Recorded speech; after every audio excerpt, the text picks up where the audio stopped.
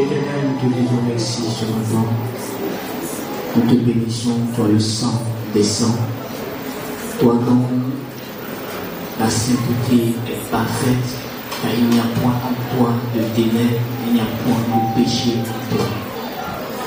Jamais tu n'as commis une erreur, jamais tu n'as commis une faute, jamais tu n'as désobéi à aucune loi que tu as établie, Seigneur.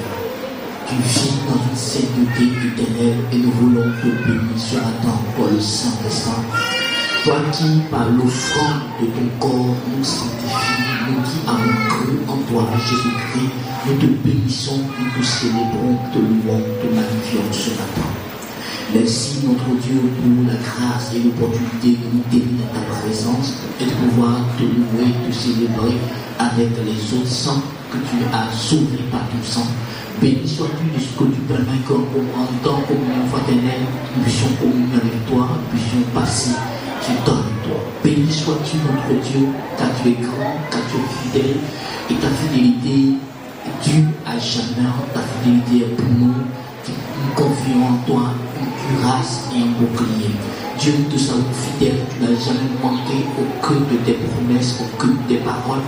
Tu veilles sur ta parole pour l'accomplir. Ta parole ne retourne jamais à toi sans remplir ce pourquoi l'esprit de ta bouche. Alors merci notre Dieu de recevoir nos cœurs, de recevoir nos louanges, de recevoir nos adorations, parce que tu en es pleinement digne, Seigneur. S'il y a quelqu'un que nous devons adorer, s'il y a quelqu'un devant qui nous prosterner, c'est bien toi, Seigneur. Car Père, avant toi, il n'y a point de Dieu, après toi, il n'y en aura pas. Il n'y a que toi seul qui soit Dieu. Et nous reconnaissons dans notre cœur que tu es unique, que tu es spécial, que tu es extraordinaire, que tu es merveilleux, que tu es irremplaçable dans nos vies, que tu demeures unique et nous te bénissons, te célébrons notre Père. Toi qui ferais pour nous un chemin, là où il y a point de chemin, toi qui nous consoles, toi qui nous fortifie, toi qui nous montres la voie à suivre, toi qui nous prends soin de nous, car tu es notre Dieu et tu vois tous nos besoins. Nous te célébrons ce matin, nous te louons, nous t'exaltons, Jésus-Christ notre roi. Merci pour ce temps, merci pour ce moment, merci de bénir ta parole, merci de bénir l'écoute de ta parole et faire en sorte que ta parole porte du fruit dans nos cœurs. Merci d'ouvrir notre intelligence pour comprendre ta parole. Merci de nous instruire, merci de nous éclairer, merci de nous redresser afin qu'on soit apte à toutes sortes de bonnes œuvres. Merci notre Père de nous démontrer encore ton amour en nous nourrissant ce matin par ta précieuse parole dans le nom de Jésus-Christ. Amen. Est-ce que quelqu'un peut donner gloire au Seigneur en lui offrant?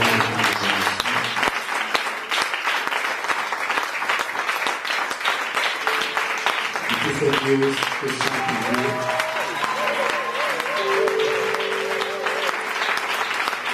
Alléluia. Gloire à Dieu. Ok, donc nous allons commencer un grand thème.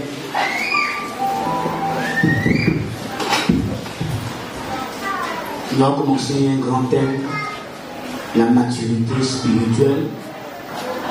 Et nous avons vu en premier sous-thème devenir mature en Christ. Et là, nous avons vu c'est quoi la maturité, comment devenir mature en Christ, et pourquoi devenir mature en Christ, etc. Et ensuite, nous avons vu un autre sous-thème, les signes de la maturité spirituelle. Donc les preuves atteste ce qui démontre que nous sommes matures, nous sommes mieux spirituellement. Et là, aujourd'hui, nous allons voir un nouveau sous-thème du grand thème de la maturité spirituelle. Le sous-thème que nous verrons ce matin, c'est les différents niveaux de maturité spirituelle et leurs caractéristiques. Les différents niveaux de maturité spirituelle et leurs caractéristiques. Amen, amen.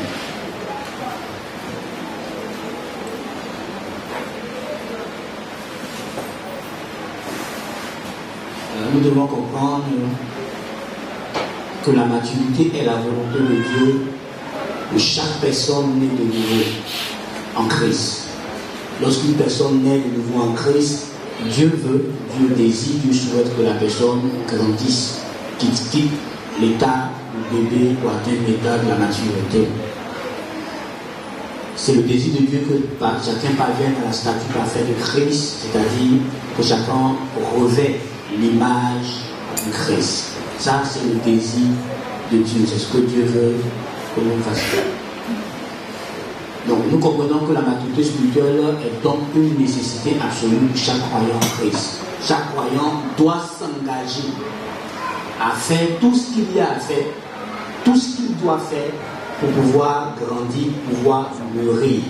Tu dois faire ce qu'il y a à faire. Et nous avons vu le point de comment grandir. Donc c'est à toi de faire les choses que tu as à faire pour pouvoir grandir spirituellement, pour pouvoir te maturer. Amen, amen. Et nous devons aussi comprendre que la maturité, c'est un processus. Et qui parle de processus, parle d'étape en étape. C'est ce que ça ne se fait pas tout d'un coup, soudain, brusquement, non. La maturité, c'est un processus, ça suit différentes étapes, ou si tu veux, différents niveaux. Et nous avons différents niveaux dans la maturité. Et la Bible dit que chaque niveau a ses propres privilèges, a ses propres caractéristiques et a ses propres responsabilités. Donc, quand tu es dans le niveau 1, il y a les privilèges du niveau 1, et les responsabilités du niveau 1 et les caractéristiques du niveau 1. Alors, nous ne devons pas ignorer ce fait, le fait qu'il y a différents niveaux. Nous devons aussi savoir dans notre marche avec Dieu à quel niveau nous sommes parvenus, à quel niveau nous sommes maintenant. Si tu ne sais pas à quel niveau spirituel tu es, à quelle étape de ta vie, de ta marche avec Dieu tu es, tu ne pourras pas faire ce qu'il y a à faire pour quitter l'étape où tu es pour aller dans une autre étape, dans une autre dimension, un autre niveau de ta marche avec Dieu. Alors, savoir identifier, reconnaître notre état spirituel est très important. Et savoir aussi que faire pour quitter cet état pour un autre état est aussi très important. Vous voyez, il y a des gens qui sont dans la maison de Dieu depuis de nombreuses années, mais qui sont restés à l'état de bébé spirituel et qui n'ont pas grandi, qui ne grandissent pas, qui ne croissent pas. Parce qu'ils ne font pas ce qu'il y a à faire, d'autres ne savent même pas qu'ils sont bébés spirituels. Certains pensent que comme il a duré dans la maison de Dieu, comme ça fait 3 ans, ça fait 2 ans, 4 ans, 5 ans, voire plus que dans la maison de Dieu, c'est qu'il a grandi. D'autres ne pensent que parce qu'il manifeste les dons spirituels, donc il a grandi. Frère, grandir n'a rien à voir avec la manifestation des dons spirituels. Grandir avec Dieu n'a rien à voir avec la manifestation des dons spirituels, n'a rien à voir avec le nombre d'années que tu passes dans la maison de Dieu. N'a rien aussi à voir avec le nombre des heures de prière que tu peux t'imposer. Tu peux prier 10 heures, tu peux prier 20 heures sans vraiment parvenir à la maturité spirituelle. Et nous allons lire dans un passage où le passage nous montre clairement qu'il y a différents niveaux de maturité spirituelle. Donc allons-y dans le livre de 1 Jean, le chapitre 2, à partir du verset 12 jusqu'au verset 14. 1 Jean, chapitre 2, verset 12 à 14. 1 Jean, chapitre 2, verset 12 à 14. Nous lisons la parole de Dieu. 1 Jean, chapitre 2, verset 12 à 14. Je vous écris, petits enfants, parce que vos péchés vous sont pardonnés à cause de son nom. Je vous écris, Père, parce que vous avez connu celui qui est dès le commencement. Je vous écris, jeunes gens, parce que vous avez vaincu le malin. Je vous ai écrit, petits enfants, parce que vous avez connu le Père. Je vous ai écrit, Père, Parce que vous avez connu celui qui est dès le commencement. Et je vous ai écrit, jeunes gens, parce que vous êtes forts et que la parole de Dieu demeure en vous et que vous avez vaincu le malin. Amen. Donc vous voyez, quand nous lisons ce passage de 1 Jean chapitre 2, nous voyons clairement qu'il existe différents niveaux spirituels.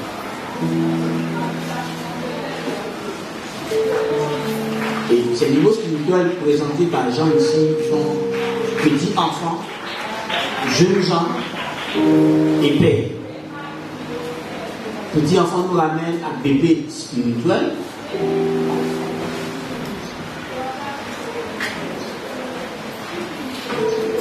Jeunes gens nous ramènent au jeune ou au fils. Et puis les pères nous ramènent à l'âge adulte spirituellement et adulte spirituel.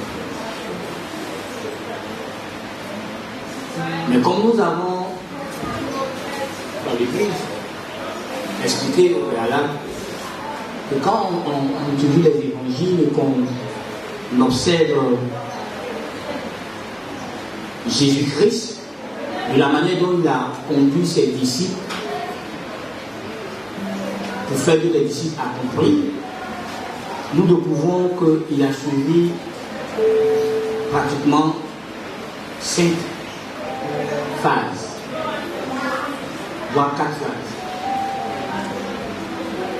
La première phase, c'est viens et voir. La deuxième phase, c'est suis-moi. La troisième phase, c'est reste avec moi, sois avec moi. Et la dernière phase, c'est demeure en moi. Mais la phase viens et voir est divisée en 2 niveaux, niveau 1 et niveau 2. Donc, ici, je dois voir que quand je parle des bébés spirituels, c'est ceux qui sont dans la phase viens et voir. Et puis ceux qui sont jeunes, c'est ceux qui sont dans la phase suis-moi. Et ceux qui sont pères, sont ceux qui sont dans la phase reste avec moi et demeure avec moi. Amen. Et quand on dit que tu es bébé spirituel, ça veut dire simplement que tu viens de naître de nouveau dans le royaume de Dieu. Tu as accepté Jésus-Christ, tu es né de nouveau, après avoir accepté l'évangile, tu es né de nouveau, mais tu nais bébé, tu n'es pas adulte spirituellement, tu nais bébé spirituel. Tu es un épios, un bébolos, un nourrisson. Et en tant que bébé spirituel, on doit te donner des soins. 1 Pierre 2,2 dit que nous devons aspirer,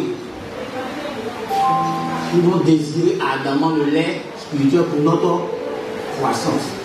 Donc on doit te donner des soins, on doit te nourrir, on doit prendre soin de toi. Mais tu vois, Jean dit que petits enfants, parce que leurs péchés sont pardonnés à cause de son nom. Donc là, normalement dans cette étape, tu dois avoir l'assurance que tes péchés ont été pardonnés. C'est pas, on ne peut pas dire à un jeune ou à un père, tes péchés sont pardonnés. Non, lui sait ça déjà. C'est la première des choses que tu découvres quand tu nais en Christ. Que Christ a pris tes péchés. La Bible dit que voici, donc dans Jean chapitre 1, verset 29, voici l'agneau de Dieu qui ôte les péchés du monde. Donc quand tu nais de nouveau, quand tu annonces l'évangile, que tu acceptes l'évangile, que tu acceptes la personne de Jésus-Christ comme ton Seigneur et Sauveur personnel, l'Esprit de Dieu va te faire comprendre que tes péchés sont pardonnés. Tu dois avoir l'assurance que tes péchés ont été pardonnés. Et qui dit que tes péchés sont pardonnés, en train de te dire que tu es réconcilié avec le Père, avec Dieu. Que en toi et Dieu, il y a la paix. En toi et Dieu, il n'y a plus de soucis, il n'y a plus de problèmes.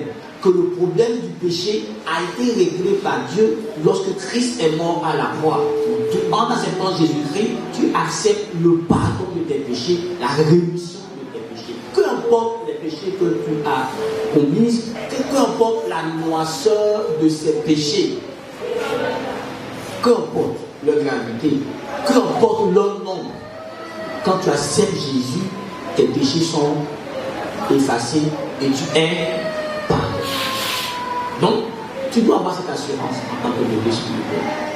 Ensuite, on reconnaît les bébés parce qu'ils ont une connaissance superficielle du Père.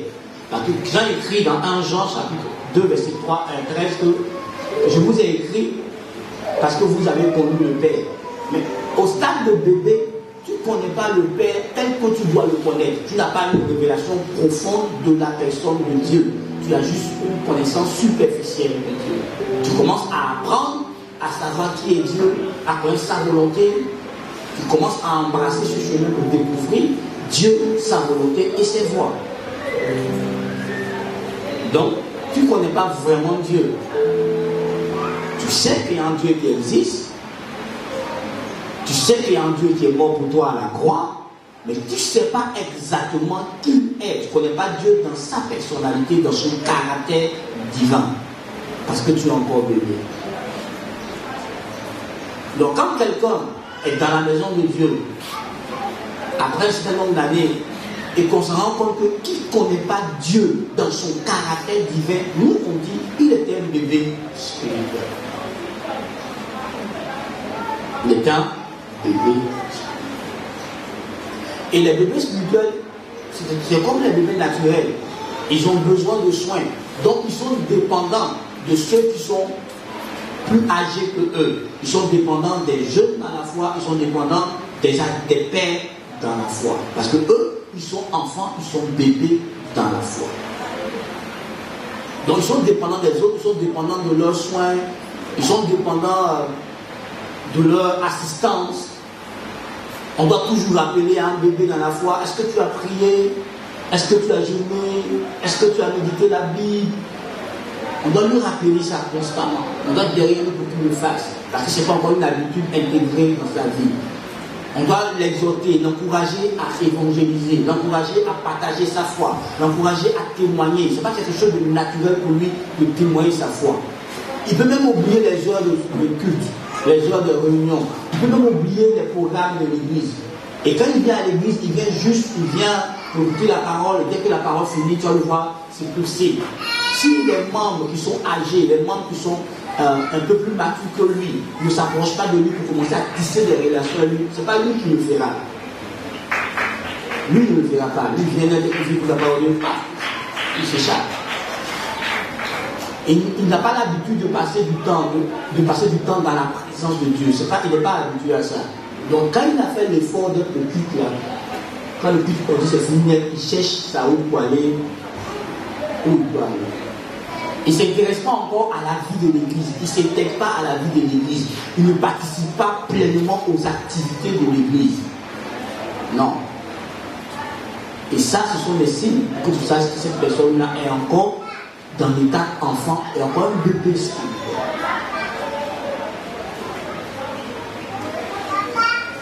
Et tu n'as pas la nécessité même de rencontrer le pasteur, de rencontrer ses responsables, de partager ses craintes, de partager ses problèmes, de partager ses difficultés avec les autres. Parce qu'il trouve ça encore comme étant sa vie privée. Voilà. Donc il ne veut pas qu'on s'ingère dans sa vie. Voilà. Tu le verras prier, mais il ne prie pas longtemps. Non. Pour lui, 15 minutes de prière, même c'est trop. Il a trop fait. Donc, il se demande comment vous faites 1 heure, vous faites 2 heures, 3 heures, c'est pas vous raconter à Dieu. Il trouve ça étrange même. Quand il vous voit adorer Dieu, il vous regarde comme ça. Il ne comprend pas votre passion, il est étranger. Il n'est pas encore habitué à la vie de Dieu, il est encore étranger à la vie de Dieu. Malheureusement, dans les églises, qu'est-ce qu'on fait? On demande à ces bébés spirituels de se comporter comme des adultes, alors qu'ils n'ont pas la capacité de faire comme des adultes. La Bible dit dans 1 Corinthiens chapitre 13, le verset 11, que quand j'étais enfant, je raisonnais comme un enfant, je parlais comme un enfant, je pensais comme un enfant, j'agissais comme un enfant. Quand je suis devenu un homme, donc quand je suis devenu adulte, j'ai fait disparaître ce qui est de l'enfant. Et on demande à des gens qui sont des bébés de faire des choses que les adultes ou que les jeunes dans la foi sont habitués à faire, qu'ils ont développé depuis quelques années, quelques mois en eux.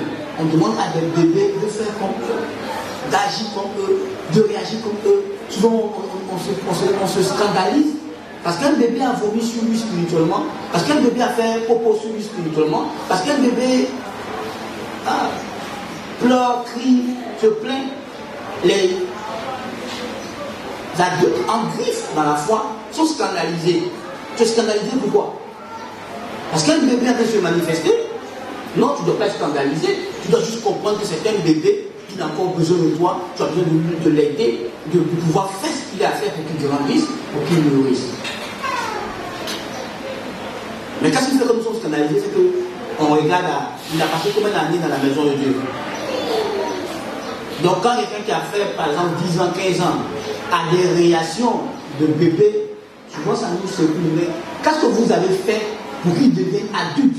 Quel encadrement, quel suivi vous avez fait pour qu'il croisse, pour qu'il puisse se maturer, pour devenir adulte?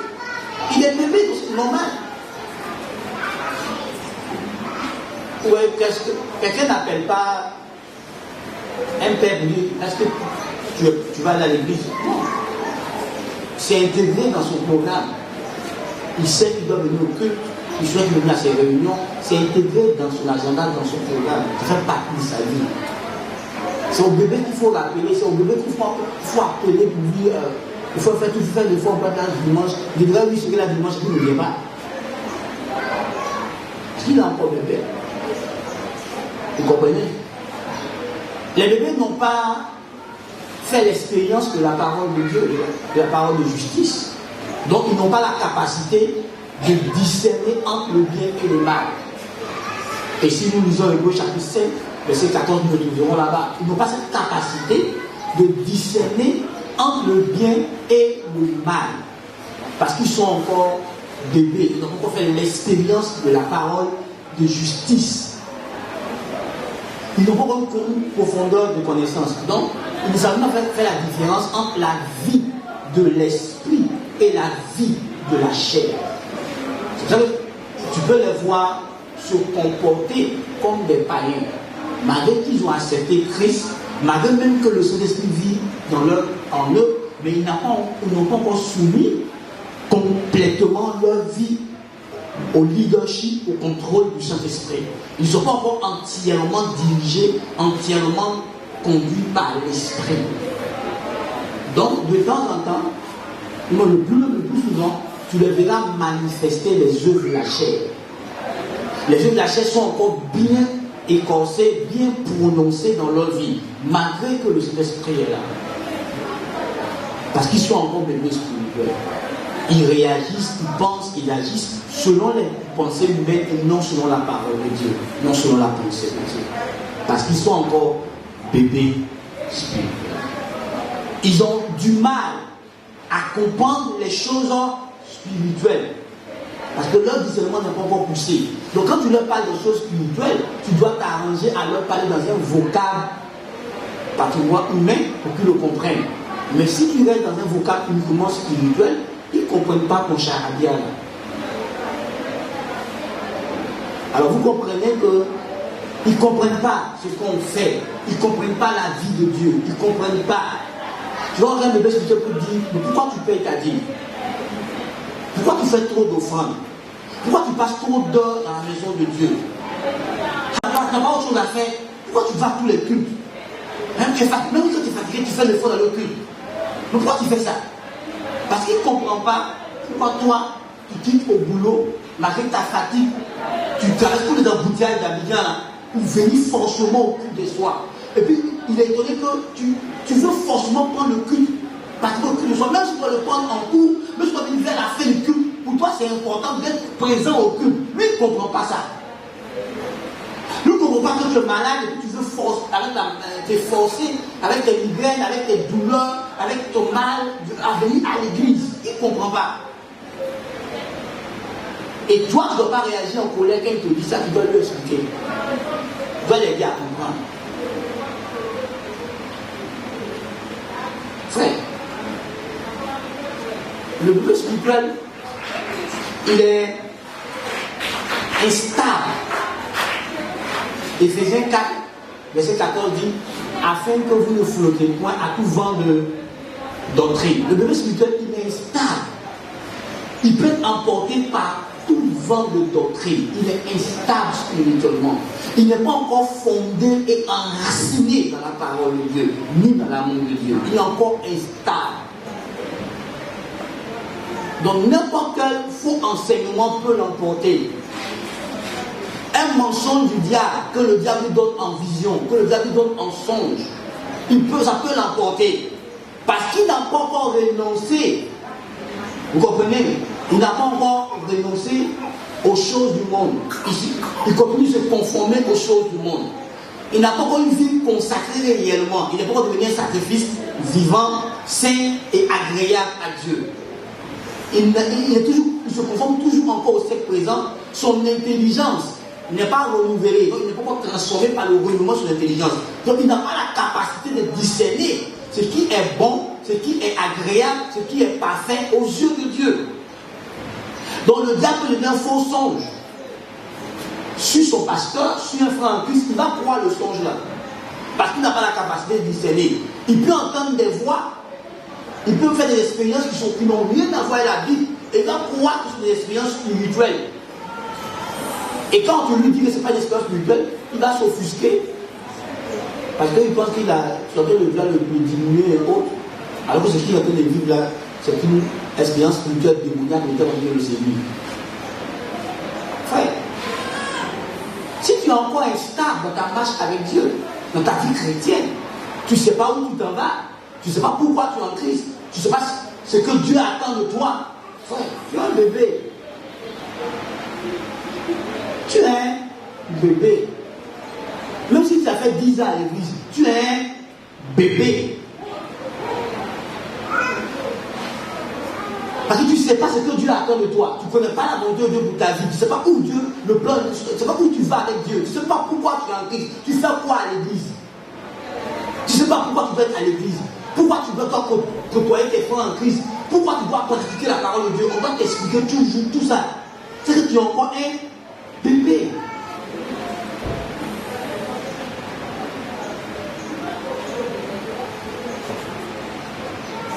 Est-ce que je comprends?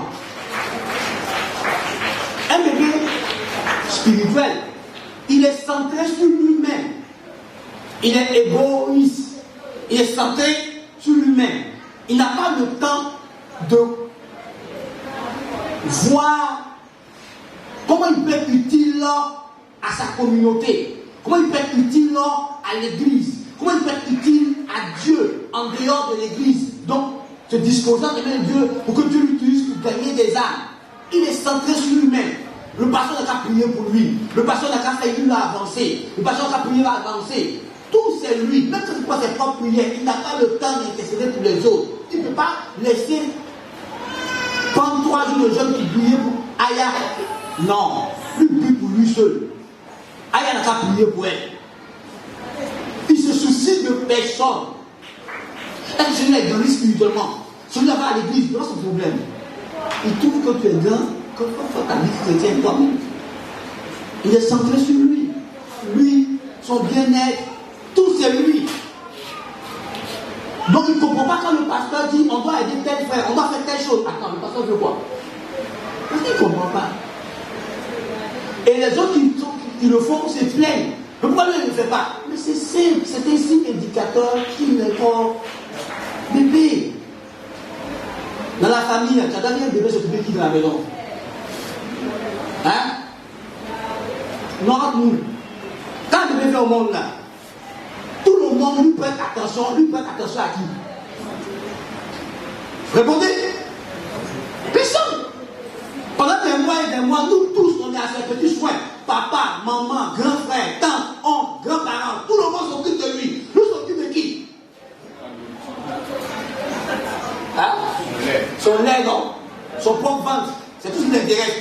bien-être, s'il a pissé sur sa couche, vous avez affaire. S'il a sommeil, vous avez affaire. S'il a fait popo, vous avez affaire. S'il a faim, vous avez affaire. S'il a chaud, vous avez un problème. Parce qu'il va pleurer dans la maison. Quelle que soit l'heure, il ne connaît pas. Il ne sait pas qu'il devrait le voisin. Il crie dans la maison. Elle dit maman a sommeil, il s'en fout. Lui crie, vous vous rêvez, vous tous. Vous êtes comme ça. Bébé, demain, quand on travaille, le gars qui a vu la nuit, il ne dort pas. Il crie toute la nuit. Maman fait un peu, elle fait que mon ami, tiens, il est dormi un peu. Il m'arrête de travail demain, qui a quand même bébé là, regarde. Quand il sait qu'il est petit, je peux lui dire, criez-vous. Vous dites, je suis là, toi tu fais quoi? Frère, est-ce que je dis à c'est faux? Il s'occupe de qui dans la maison, bébé? Personne, c'est de lui, tous on s'occupe. Il nous dérange tout le monde.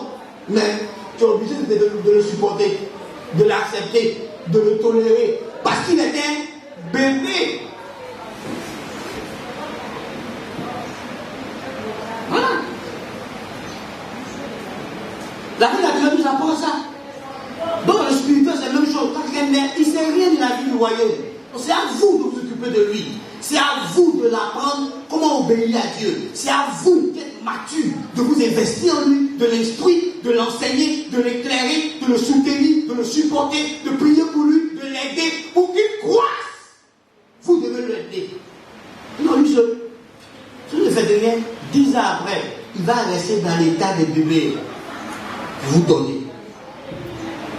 Et quand ils ne grandissent pas, ils deviennent problématiques pour l'église. Souvent on se demande, non, il a quel âge? C'est un adulte. Frère, c'est physiquement qu'il est adulte. Mais quand quelqu'un a 50 ans et qu'il donne sa vie à Jésus-Christ maintenant, où je suis arrêté là, il était un bébé. Mais non, c'est un grand. C'est son âge physique qui regarde. Ce n'est pas son âge spirituel. Il est né de nouveau dans le royaume, il est né bébé. Il doit grandir, tu dois l'aider à grandir. Ça n'a rien à voir avec son âge physique. Même s'il a 90 ans, même s'il a 200 ans et qu'il se convertit aujourd'hui, il est un bébé spirituel. Son âge physique n'a rien à voir avec son âge spirituel. Et dans l'église, on se trompe. Ah non, dans la vie sociale, c'est un cadre. Dans la vie sociale, c'est un haut cadre. Mais s'ils sont haut cadre dans la vie sociale, quand ils viennent spirituellement, il était un bébé. Il faut l'aider à comprendre les choses du royaume. Mais quand il est haut cadre, c'est un avantage. Quand tu lui expliques les choses du royaume, ils peuvent vite les saisir par rapport à un autre. C'est tout. Mais il est un bébé que tu dois faire grandir. Amen, amen. Frère, quand tu vois quelqu'un qui est chrétien, et puis tu l'écoutes, et puis dans sa vie, il y a plein et il y a murmures qui ne finissent pas là. Il ne faut pas chercher loin. C'est un bébé. Parce que les pères, eux les jeunes là, ils ont commencé à expérimenter Dieu. Donc ils savent que Dieu peut faire. Ils ont confiance en Dieu, ils savent à qui ils ont cru. Donc eux, ils ne murmurent pas quoi, ça disparaît. Mais quand tu vois, il y a plein, les gars se plaignent. Ils murmurent contre Dieu, ils murmurent contre sa communauté, ils murmurent contre le pasteur. C'est un bébé.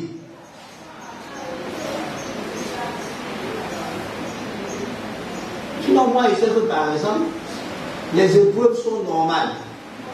Ça fait partie de la vie chrétienne, même de la vie en général. Donc, qu'est-ce qui est prouvé? Tu ne verras pas me plaindre, bouder, quitter mon poste. C'est normal. Et ça ne peut pas aller à une autre étape. Mais un autre qui est éprouvé, parce qu'il est encore bébé, il te dira, pasteur, d'abord depuis que je viens à l'église, il y a trop de problèmes. Quelqu'un dans le monde, c'était mieux. Mais depuis que je viens à l'église, il y a trop de problèmes. J'ai trop d'attaques par-ci, d'attaques par-là, je ne comprends pas. Ma vie est difficile, ma vie est compliquée. Parce qu'il est bébé. Sur les pères savent que quand tu es attaché à Jésus, tu seras persécuté. Eux le savent. Mais le bébé, il ne sait pas ça. Donc, il croit être persécuté là-dedans. Là, avec les chrétiens, là, c'est comment ça est? Il se plaint. Comme il n'a pas expérimenté l'accomplissement d'au moins une prophétie, il passe au temps à se plaindre. Vous n'avez pas vu que Israël, dans le désert, Israël murmure et puis Moïse ne murmure pas. Pourquoi Moïse ne murmure pas? Et puis c'est Israël qui se passe au temps à se plaindre et à murmurer.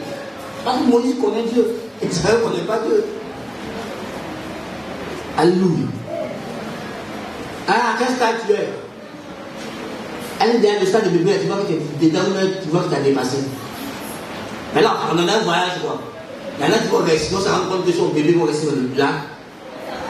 Et puis on va continuer. Tu es à quel stade?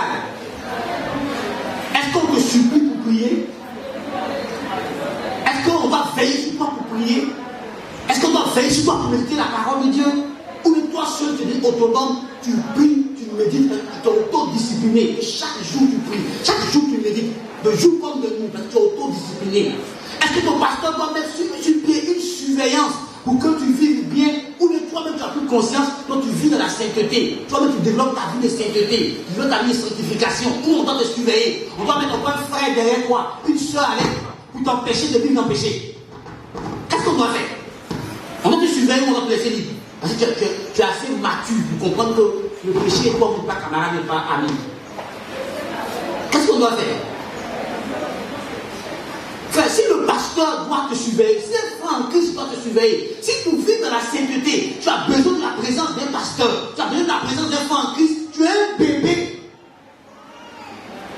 qui n'est pas conscient que Jésus l'a sauvé de ses péchés. Là, tu demeures là.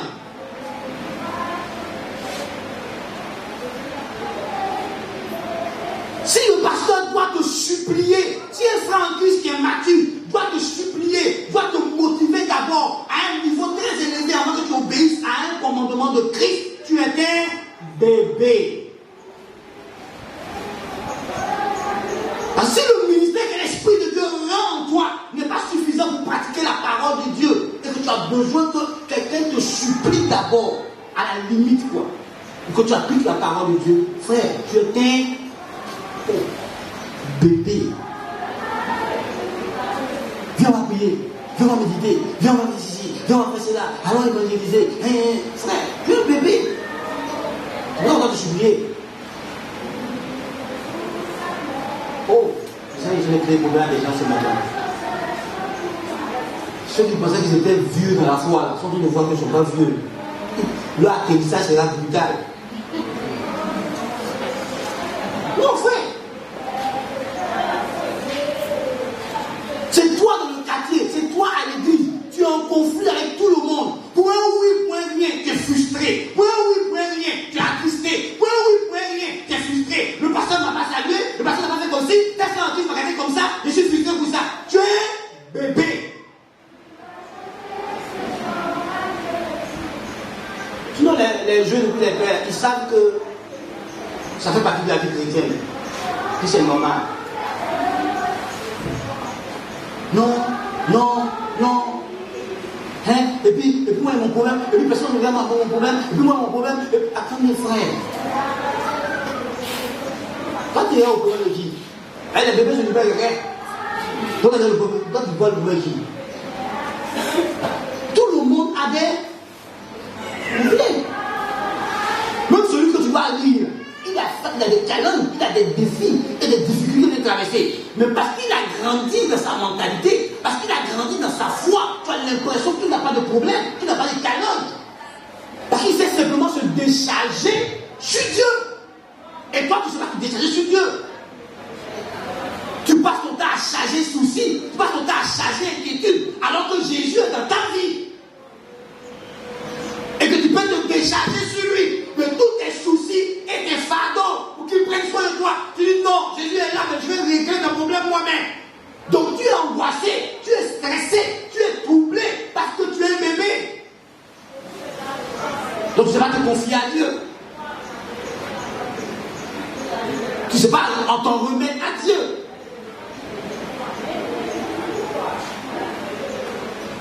Frère, quelqu'un est dans la foi et puis il y a absence de croissance, non, absence de progrès dans sa vie, c'est un bébé. Je vous donne ça comme signe. maturité. Que faire des progrès était signe de maturité. Mais quelqu'un est dans la maison de Dieu, tout le monde regarde le frère, tout le monde la soeur, ça fait des années qu'il est là, il n'évolue pas, il n'avance pas, rien ne bouge sur lui, on l'enseigne, on prie avec lui, on veille avec lui, on fait tout, mais il est dans la même position. C'est un bébé qui ne fait pas ce qu'il doit faire. Un homme de Dieu disait qu'il a appris dans sa vie avec Dieu que tu ne peux pas changer les gens. Tu peux les conseiller, tu peux prier pour eux, tu peux les aider, mais tu ne peux pas les changer. Parce que même Dieu ne les change pas tant qu'eux n'ont pas décidé de changer. Le changement dans la vie d'une personne est le fait que lui-même décide de changer. Est-ce que nous pouvons changer? Oui, parce que la Bible dit repentez-vous. Métanoïa. Dieu nous appelle à la repentance. Dieu nous appelle au changement. Ça veut dire qu'on peut changer. Mais on peut te conseiller. On peut te dire, mon frère, c'est pas bien de te mettre en colère. Mais qui va faire que tu ne vas pas te mettre en colère? Hein? Qui va prendre la décision? Le pasteur. Mon frère, il ne faut pas tromper ta femme. Mon frère, il ne faut pas vivre dans l'adultère. C'est ce qu'on peut te dire. On peut prier pour que tu ne vives pas dans l'adultère. Mais quand tu seras faire l'adultère, qui va décider de ne pas aller là-bas? C'est le pasteur? C'est toi. Mon frère, faut être patient. La patience, c'est une bonne chose. On peut même t'expliquer tous les avantages de la patience. Mais celui qui va développer la patience dans ta propre vie, c'est toi-même.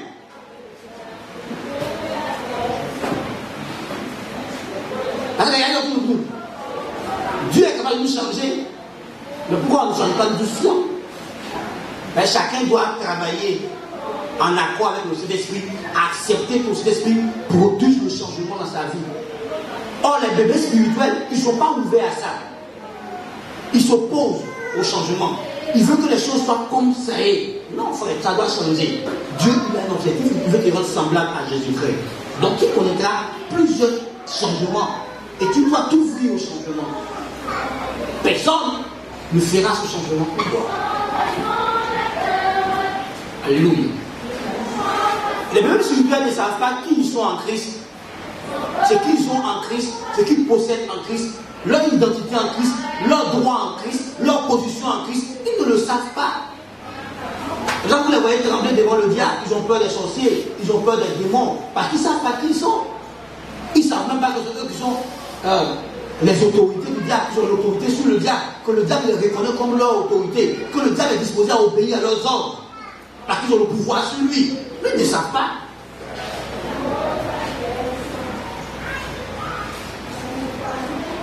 Frère, c'est bien de demander de l'aide en prière à ton pasteur ou à d'autres personnes, mais quand tu es censé tu es censé assister en prière en tout, il y a un problème. Il y a des prières que toi-même tu dois faire. Il y a des prières qu'un frère en Christ doit t'aider dans le combat. Et il y a des prières où ton pasteur t'aide. Quand tu es bébé, on peut t'aider en tout. Mais quand tu grandis, à un moment, il faut que le pasteur se retire, il faut que Dieu te retire. Pour que toi-même tu marches avec Dieu. Pour que toi-même tu cours avec Dieu. Il y a des sujets de prières où toi-même tu dois traiter avec Dieu. Tu n'as pas besoin de ton pasteur, tu n'as pas besoin d'un frère en Christ pour traiter ses prières. Mais c'est pour tout sujet de prière dans ta vie, tu as besoin de l'assistance d'un frère en Christ, d'une soeur en Christ, d'un pasteur. C'est des signes que tu es un bébé. Si dans ta vie chrétienne, tu attends que les jeunes collectifs donnent à l'église pour jeûner, si tu attends simplement que le pasteur te donne une instruction spéciale de jeûner d'abord pour jeûner, il y a un problème. Parce que quelqu'un qui est mature spirituellement sait que le jeûne, la prière, la méditation font partie des exercices de la piété. Et nous sommes censés nous exercer dans la piété. Donc toi-même, tu dois avoir des jours où tu prends des jeunes, des jours où tu prends des retraites pour chercher la face de ton Dieu. Parce que tout chrétien est habitué à chercher la face de son Dieu. Mais si on doit te motiver, si on doit t'exhorter pour chercher la face de Dieu, tu es un bébé.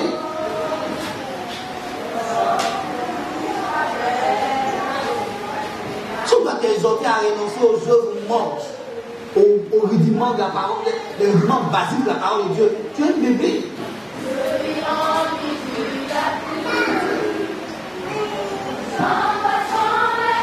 Est-ce que vous savez que les pères cherchent pas le miracle. Ce sont les bébés qui cherchent le miracle. Les pères ne cherchent pas les miracles. Les pères produisent des miracles. Ce sont des producteurs de miracles. Ce sont les bébés qui cherchent les miracles.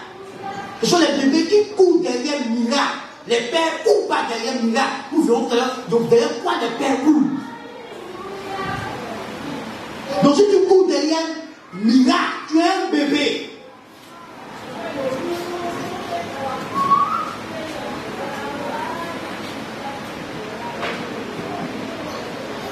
Vous pensez que c'est spirituel, quoi?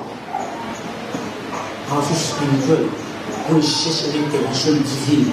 Oh, je peux toujours des miracles. C'est pas spirituel. Ça prouve que tu es encore bébé. Parce qu'il arrive dans la vie chrétienne, tu cherches plus les miracles, tu cherches l'auteur du miracle. Tu cherches à connaître qui fait ces miracles, qui est Jésus. Tu cherches à le connaître. Parce que quand tu l'as avec toi, tu vivras les miracles tous les jours. Alléluia. Donc, vous voyez, les bébés, ils ont besoin de la lait spirituelle. Ils ne peuvent pas supporter la nourriture solide. Quand ils leur donnent, c'est difficile pour eux de digérer. Qui a donné un piment à un bébé de 2 mois? Va te mettre en prison. Hein? Ton propre mari va te mettre en prison. Si tu as donné un piment à son bébé de 2 mois, il va te faire arrêter. Il va oublier que tu es sa femme. Il va te faire arrêter.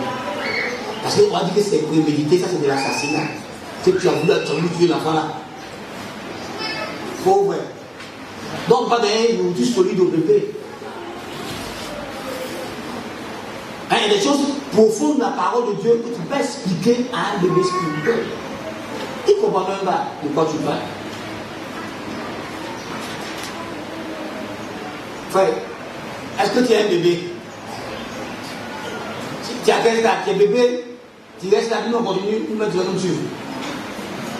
Les bébés spirituels ont un faible engagement vis-à-vis de Dieu et vis-à-vis des choses de Dieu. Ils ont un faible engagement avec Dieu et pour les choses de Dieu. Leur implication dans les choses de Dieu est faible. Parce qu'ils n'ont pas encore approfondi leur vie de consécration. Donc c'est faible.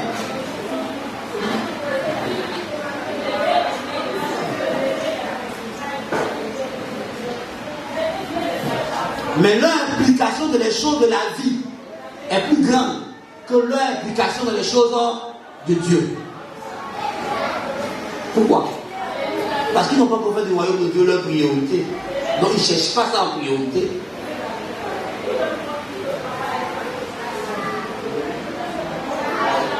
Est-ce que tu es engagé dans les choses de Dieu?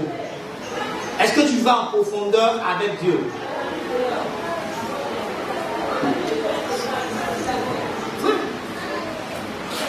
Ça fait 5 ans, ça fait 3 ans, ça fait 4 ans. Es-tu toujours superficiel dans ton engagement pour Dieu, dans les choses de Dieu, dans ton implication dans les choses de Dieu, jusqu'à où tu es impliqué dans les choses de Dieu, jusqu'à où tu prends à cœur les choses de Dieu. Un bébé spirituel ne prend pas à cœur les choses de Dieu, il le fait une nonchalance, il le fait une négligence, parce qu'il n'a pas découvert le caractère sacré des choses de Dieu. Donc il joue avec. Il joue avec les choses sacrées. Parce qu'il ne connaît pas encore le caractère sacré de Dieu et le caractère sacré des choses de Dieu. Vous voyez, Mika regarde le roi David qui avait une profondeur avec Dieu, qui était arrivé à un niveau très élevé de sa marche avec Dieu, qui était en train de louer et d'adorer son Dieu, parce qu'il reconnaissait que s'il était parvenu à la royauté, là où il était, c'était Dieu qui avait sacrifié pour lui. Il s'est même mélangé avec ses servantes et ses serviteurs en train de célébrer Dieu, pour dire qu'il n'y a pas plus grand que Dieu. Même le roi David. Mika, la reine, a méprisé David. Elle s'est fâchée. Pourquoi David, le roi, descend de son trône pour adorer Dieu avec les autres? Et puis de quoi? Avec les serviteurs.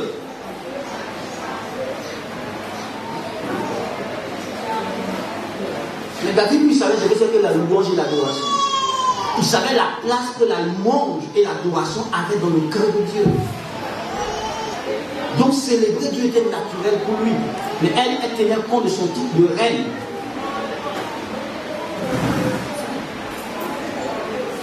Quand tu rentres ici et puis ton titre social est trop important que la personne de Dieu, il y a un problème. Quand tu rentres ici et puis ton niveau intellectuel t'empêche de pouvoir communier, de pouvoir jouer avec quelqu'un qui n'a pas un niveau intellectuel, parce que tu ne peux pas de la même classe, il y a un problème dans ta maturité avec Dieu. Sinon, quand on est mature avec Dieu, quand on vient, on se mélange, quand on s'en va au dehors, on est dans notre pôle normal de ce que nous sommes sur le plan intellectuel, ce que nous sommes sur le plan social. Mais quand on vient à l'église, à cause de l'humilité, à cause de la compréhension qu'on a de Dieu, souvent on se mélange à tout le monde. Il y en a même quand tu te mélanges à eux, ils pensent que c'est la même chose, non? C'est ça que Dieu veut. Parce qu'ici, le plus grand, c'est Dieu, c'est pas nous. C'est lui qu'on vient célébrer, c'est lui qu'on vient adorer. Ce n'est pas le pasteur. Aucun d'entre nous n'est grand ici. Nous tous au même niveau là-bas. Le grand des grands, c'est Dieu. Quand on rentre ici, on vient seulement célébrer et adorer celui qui mérite la louange et l'adoration. Donc là, c'est nos petits au dehors. Ouais, Paul dit qu'il s'est fait faible avec les faibles, il s'est fait juste avec les justes pour en gagner les gens.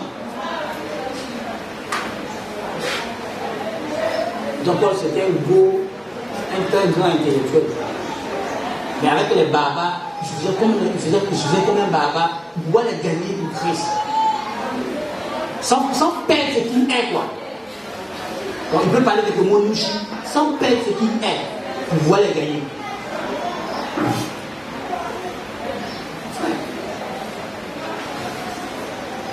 Jusqu'à où tu es profond en Dieu, jusqu'à où tu as un cœur pour Dieu, comme Élie, le prophète, qui a vu un problème que le peuple de Dieu se détourne de Dieu pour aller adorer Baal. C'était un souci, c'était un problème pour Élie. Élie était soucieux pour ça. Il était prêt à affronter les Baals pour ça. Mettre sa vie en danger. C'est parce que son niveau d'engagement avec Dieu était élevé. Mais quand son niveau d'engagement avec Dieu n'est pas élevé, il y a des choses qui voient même ça ne dit rien. David voit l'arche de l'Éternel sous une tente, c'est un problème pour lui. Pourquoi? Ce qui symbolise la présence de Dieu en Israël est sous une tente. C'est un problème pour David. Ce n'est pas Dieu qui demande à David de construire un temple. C'est David qui décide de construire un temple à cause de son niveau d'engagement avec Dieu. Quand il te dit, j'ai pris ce qu'il y avait de en plus d'avoir donné ce qu'on a tous prévu, j'ai pris ce qu'il y a de propre en moi-même, dans mon argent, pour encore donner à Dieu son niveau d'engagement. Ce n'est pas à tout le monde. David pleure, il supplie Dieu, Seigneur, mon fils, épargne-le. L'enfant meurt, David se lève, il s'habille, il s'en va au temple pour adorer Dieu. J'ai demandé à Dieu, il était plié, et puis tu ne m'as pas écouté, et puis tu as pris mon enfant. Toi, Dieu là, c'est fini à toi et moi, encore une fois, c'est la vie ça. En 2010, pasteur, et j'ai jeté la Bible, on a prié Dieu, et puis on a dit le babo, donc pour ça, non, on ne prie plus, ils ont jeté la Bible. Un bébé. Babo, il est Dieu. Non. Il est le représentant, il est un disciple de Dieu. Il n'est pas Dieu. Il était un instrument de Dieu, il n'est pas Dieu. Mais quand tu l'as mis à la place de Dieu dans ton cœur, il y a un problème. C'est normal qu'on nous a. Alors, quand on le prend, par exemple, il a quand même fait de bonnes choses dans la vie. Il a quand même un niveau. Mais il n'est pas Dieu. Des gens désirent leur Bible à cause de lui. Pasteur. Va dire pasteur, c'est pasteur. Fais. Fais des choses. Que tu fais.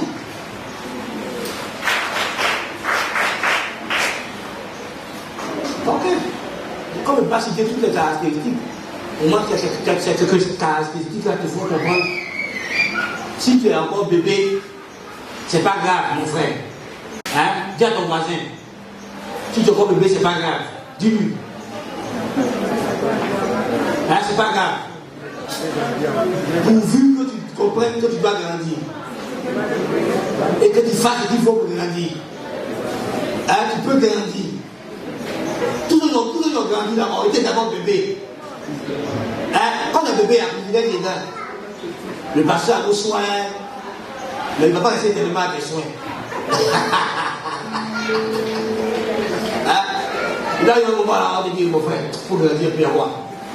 Tu vois, Quand tu es bébé, le pasteur va venir chez toi, il va prier, toi, la main au moins, il vient plus grandir. Donc la privilège est dans le privilège, il n'y a pas beaucoup. Quoi. C'est pas trop. Alors il faut devenir un jeune, il faut devenir un fils, il faut grandir. Et Jean chapitre 1, verset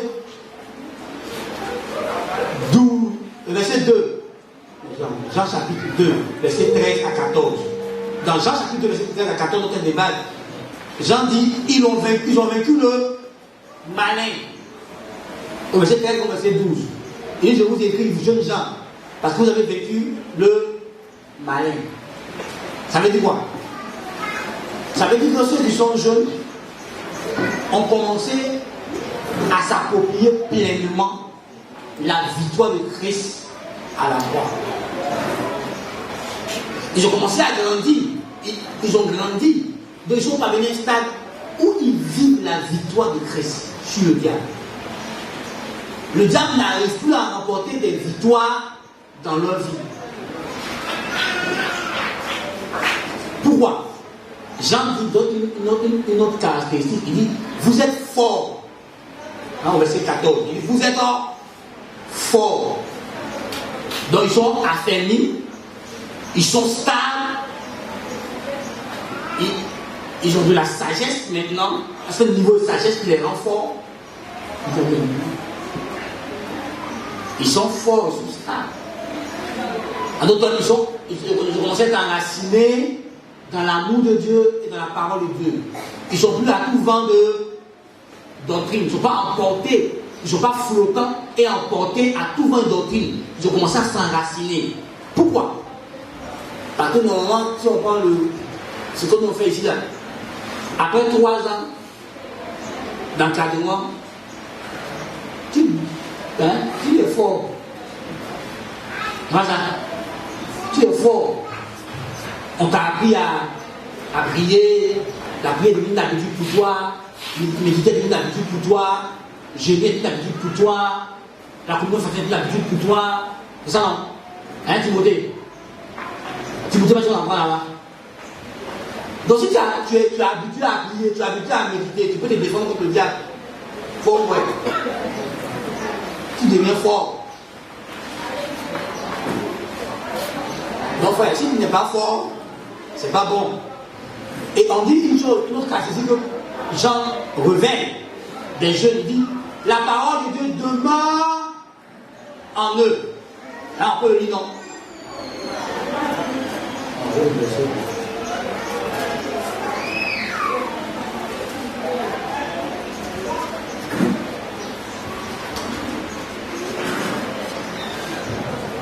Verset 14.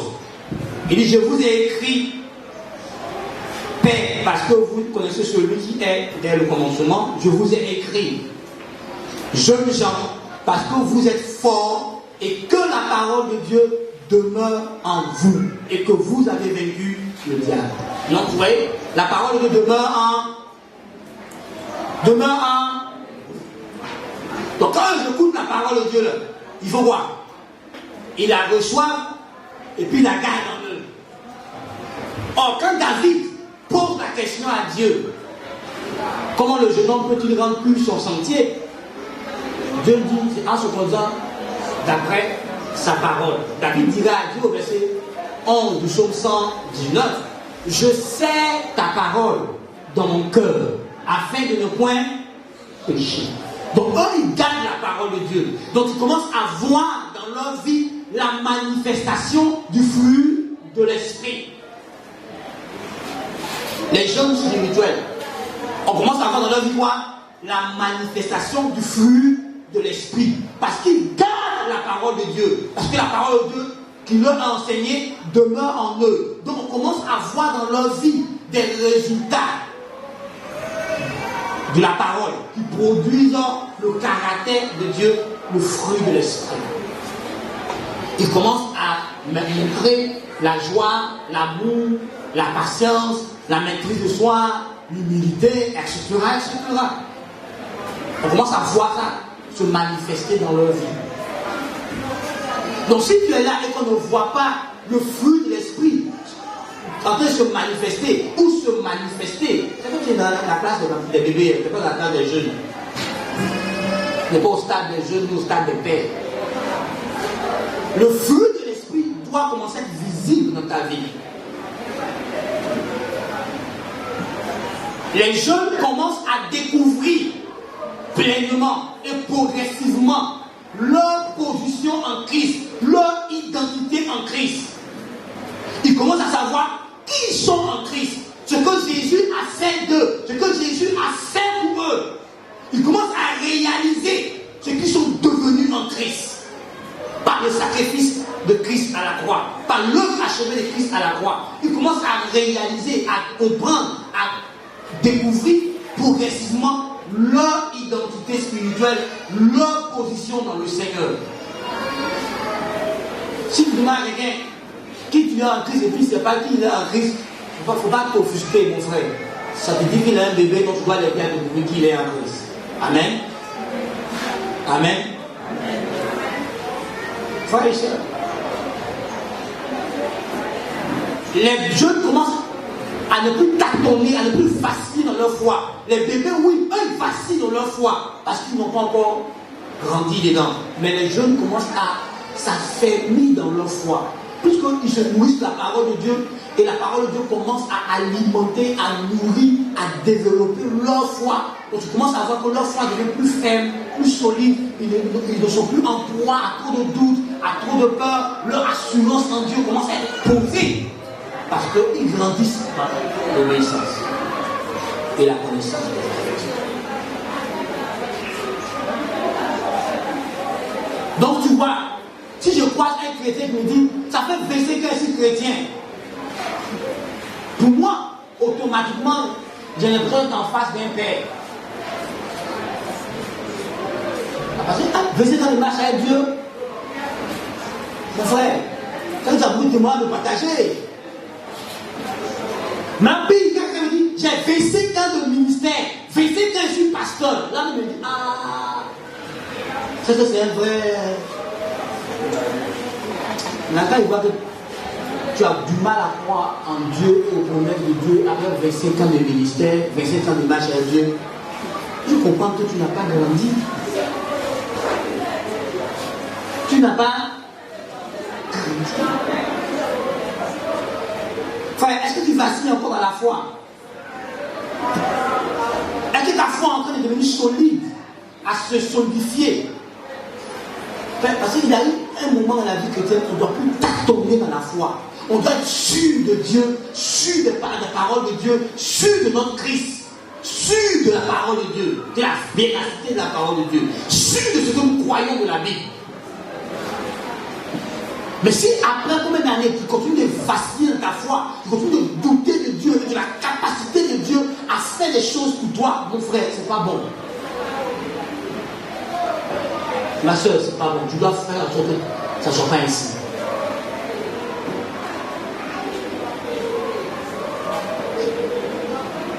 Si à ton âge spirituel, les jeunes, tu n'as pas l'assurance de ton salut, tu n'es pas sûr que pendant que tu es sur cette terre-là, parce que tu as accepté Jésus-Christ, tu es sauvé, il y a un problème.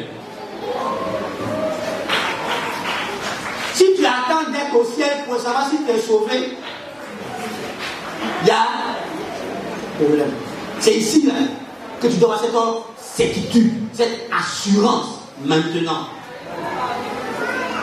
Parce que je suis en Christ, je suis sauvé. Donc tu dois savoir si tu es en Christ. Les jeunes savent qu'ils sont en Christ. Les bébés ne savent pas ça. Mais les jeunes, eux, ils savent. Ils ont la révélation que Dieu les a implantés en Christ, que Dieu les a placés en Christ. Ils savent qu'ils sont placés en Christ. Ils savent qu'ils demeurent en Christ. Parce que c'est leur choix de demeurer en lui. Donc si tu ne sais pas, tu n'es pas sûr que tu es en Christ, c'est normal que tu ne sois pas sûr que tu es sauvé. Car ceux qui sont en Christ sont sauvés. Et ceux qui sont hors de Christ, qui ne sont pas sauvés. C'est les deux positions dans la vie. Ou tu es en Christ, ou tu es hors de Christ.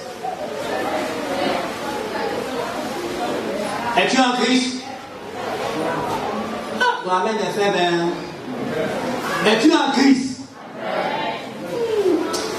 Là, ce matin, c'est pas bon. Non, ça va aller. Vous savez, Dieu nous aime. Tel nous passe, nous fait grandir. Là, il faut qu'on prenne conscience. Frère, tu peux pas être un jeune dans la foi et puis ta foi vacille. Non, tu n'es plus un bébé. Ça fait au moins 3 ans et plus que tu as une relation avec Dieu. Donc ta foi doit être solidifiée. Parce que tu dois savoir maintenant qui est Dieu un peu. Et cette assurance-là, cette connaissance de Dieu te donne l'assurance. Tu sais en qui tu as cru. Alléluia. Ensuite, les jeunes ont l'assurance de leur appartenance à la famille de Dieu. Pourquoi? Romains 8, 16 dit: l'Esprit de Dieu rend témoignage à mon esprit que je suis enfant de Dieu. Donc tu as le témoignage du Saint-Esprit dans ton esprit d'homme que tu es enfant de Dieu. Donc tu as l'assurance que tu appartiens à la famille de Dieu. Tu as l'assurance que Dieu est ton Père et tu es son Fils. Car Jean chapitre 1 verset 12 dit: à tous ceux qui l'ont reçu et qui ont cru en son nom, il leur donne le pouvoir de devenir enfants de Dieu. Donc, si tu es un jeune dans la foi, tu as l'assurance que tu es enfant de Dieu. Tu as l'assurance que tu appartiens à la famille de Dieu. Tu crois à ton appartenance à la famille de Dieu. Parce que la preuve est que le Saint-Esprit est en toi. Oui. Tous ceux qui appartiennent à Christ ont l'Esprit Saint. Romains 8, je crois bien, verset 9.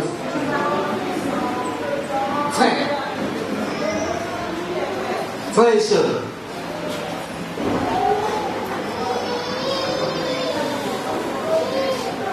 est-ce que tu es sûr que tu es membre de la famille de Dieu? Ou même tu es membre de la famille de qui? Il y a 2 familles sur la terre ici. Il y a pour Dieu et puis il y a pour Satan. À quelle famille tu appartiens? Nous tous hier, on appartenait à la famille de Satan. Mais de par notre nouvelle naissance, on appartient désormais à la famille de Jésus-Christ. Amen. Gloire à Dieu. Gloire à Dieu. Amen. Est-ce que ça peut aller? Es-tu jeune ou es-tu bébé? Dans quel lot tu es? Bébé l'os? Ou bien tu es jeune?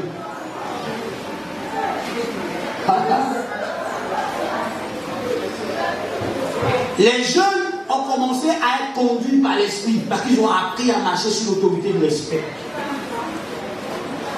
Qui te dirige? Romains 8, 14 dit: car ceux qui sont conduits par l'esprit sont fils de Dieu. Donc qui te dirige? L'esprit ou toi-même?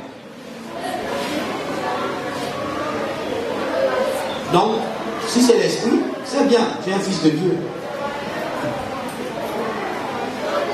Les jeunes commencent à discerner la volonté de Dieu. Puisqu'ils commencent à les grandir.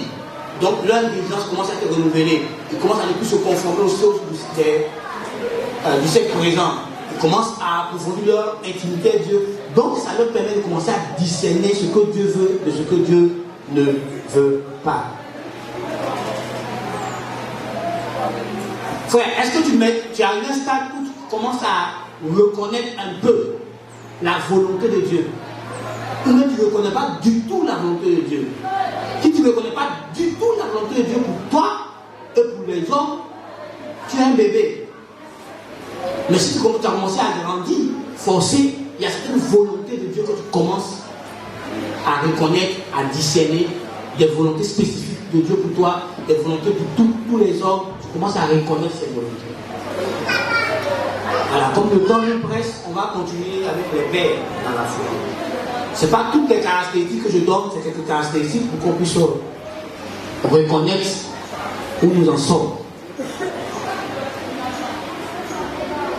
Les pères, Jean dit dans Jean 13 et dans Jean 14, il dit: je vous écris parce que vous connaissez celui qui est dès le commencement. Après, il dit, je vous ai écrit, parce que vous connaissez celui qui est dès le commencement. Donc, on dit, les pères connaissent celui qui est dès le commencement. Donc, les pères sont parvenus à la connaissance profonde et intime de Dieu, de Jésus-Christ. On dit au commencement était la parole était avec Dieu, et la parole était Dieu. Donc, eux connaissent Jésus-Christ.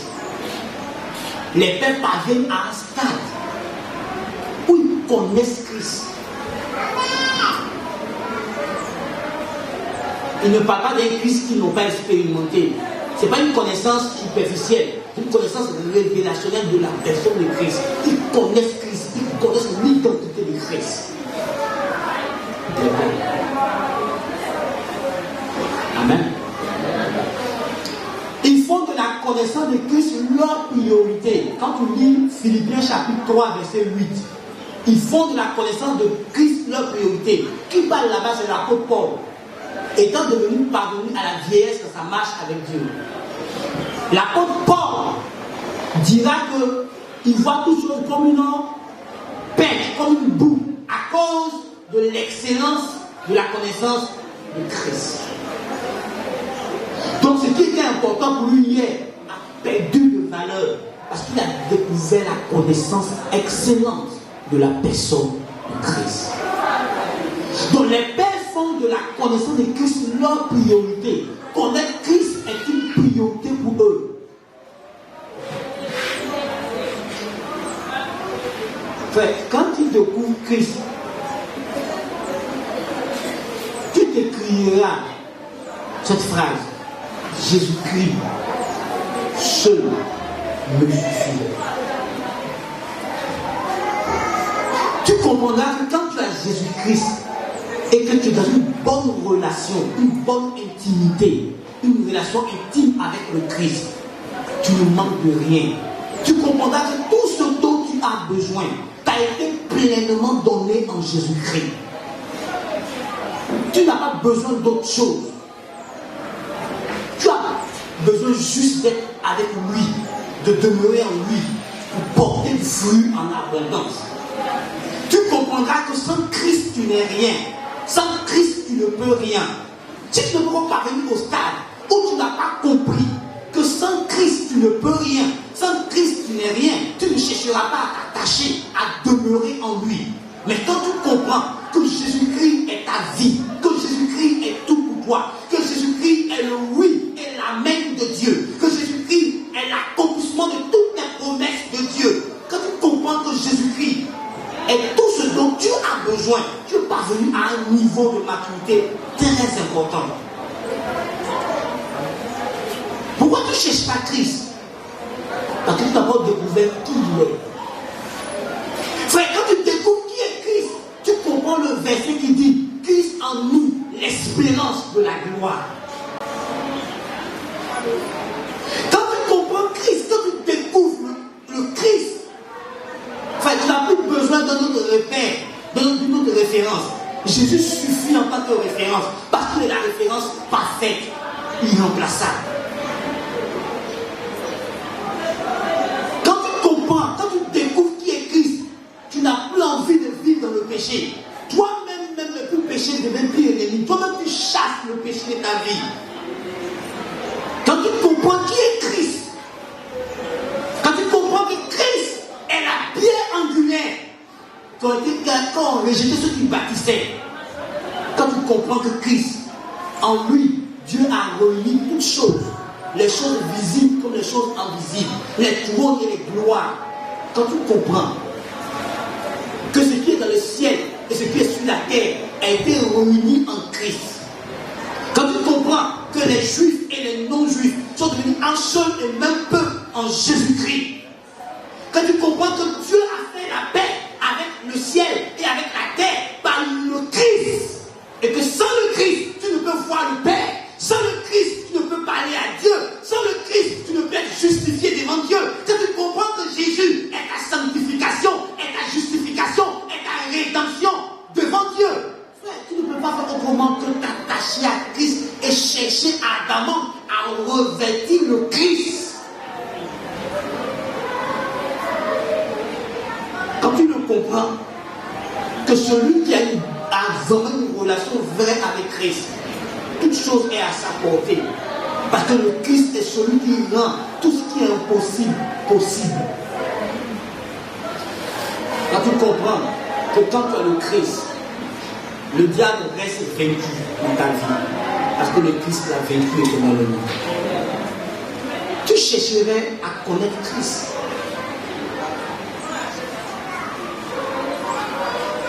Frère, quand tu comprends que Dieu ne peut rien refuser à Jésus, tu chercheras à t'identifier à Christ. Tu chercheras à te cacher en Christ. Il est le seul qui a accompli parfaitement toutes les volontés de Dieu, sans dévier à aucune volonté de Dieu. Il est le seul. Et c'est par sa grâce que nous sommes justifiés, que nous sommes déclarés justes et saints, parce que nous avons cru en lui. Enfin, pourquoi tu cherches pouvoir alors que tu as le Christ? Comment tu peux avoir l'autorité suprême? Comment tu peux avoir celui qui donne le pouvoir, celui qui donne l'autorité, Jésus-Christ, et puis chercher le pouvoir? Enfin, tu ne cherches pas à manipuler les gens quand tu as le Christ. Parce que tu sais que le Christ va t'établir, va affermir ton autorité sur eux. Tu ne cherches pas à manipuler le peuple de Dieu. Tu leur dis la vérité. Que le Christ renforce ton autorité. Eux-mêmes te reconnaissent comme l'autorité établie pour te suivre. Tu ne cherches pas des feux étrangers. Parce que tu as la source du véritable pouvoir. Tu as Jésus-Christ, le pouvoir suprême. Celui dont le nom, quand son nom est prononcé, toute chose se soumet et confesse qu'il est Seigneur. Pourquoi tu vas chercher feu étranger quand tu as le Christ, celui qui donne l'autorité, celui qui est le chef de toute autorité, de toute domination? Quand tu l'as dans ta vie, pourquoi tu veux chercher le pouvoir que tu as déjà?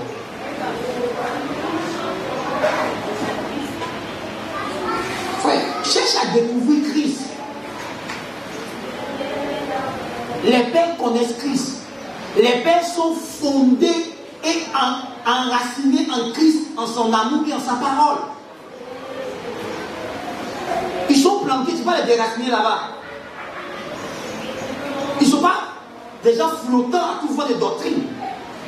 Ils connaissent la doctrine de Christ. Ils sont assis dans la doctrine de Christ. Ils sont enracinés dans la doctrine de Christ.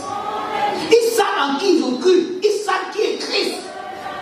Ils ont une relation vivante au quotidien avec Christ. Une relation dynamique quotidienne avec Christ. Chaque jour, dans leur prière, dans leur temps de consécration, dans leur temps de dévotion, dans leur temps de méditation, ils ont une conversation avec le Christ. Ils parlent avec le Christ parle avec eux.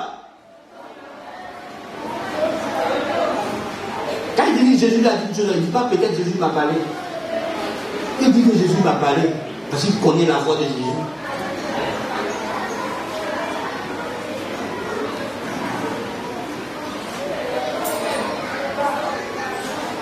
Ouais. Tu peux voir Colossiens chapitre 2, verset 6 à 8, et puis Éphésiens 4, 14, pour être fondé et enraciné en Christ.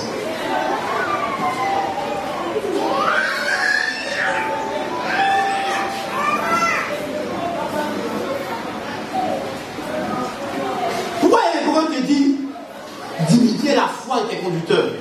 Parce que les pères, ils sont affamés dans la foi, ils sont habitués à la vie de la foi, ils vivent par la foi. Donc ils deviennent un modèle de foi pour les autres. Les pères, ils deviennent un modèle de foi. Donc la Bible dit, faut imiter leur foi. Le pouvoir imiter leur foi. Parce qu'ils sont un modèle de foi, ils te montrent la vie par la foi. Ils vivent devant toi par la foi. Et tu vois le fruit de leur vie par la foi. Les pères te donnent un exemple de vie par la foi que toi tu es censé imiter. Ils sont des modèles dans la foi. Ils ne vacillent pas dans la foi. Ils sont enracinés dans leur foi. Moïse n'a pas paniqué devant la mer rouge. Israël paniquait. Moïse ne paniquait pas. Pourquoi? Parce que Moïse savait qui s'est révélé à lui comme Adam. Il avait des expériences avec Dieu. Il savait que Dieu allait faire encore. Il était habitué à voir Dieu faire encore. Il qui était habitué à voir Dieu agir. Moïse savait que Dieu était fidèle. Moïse connaissait Dieu dans son caractère. Les pères connaissent Dieu dans son caractère.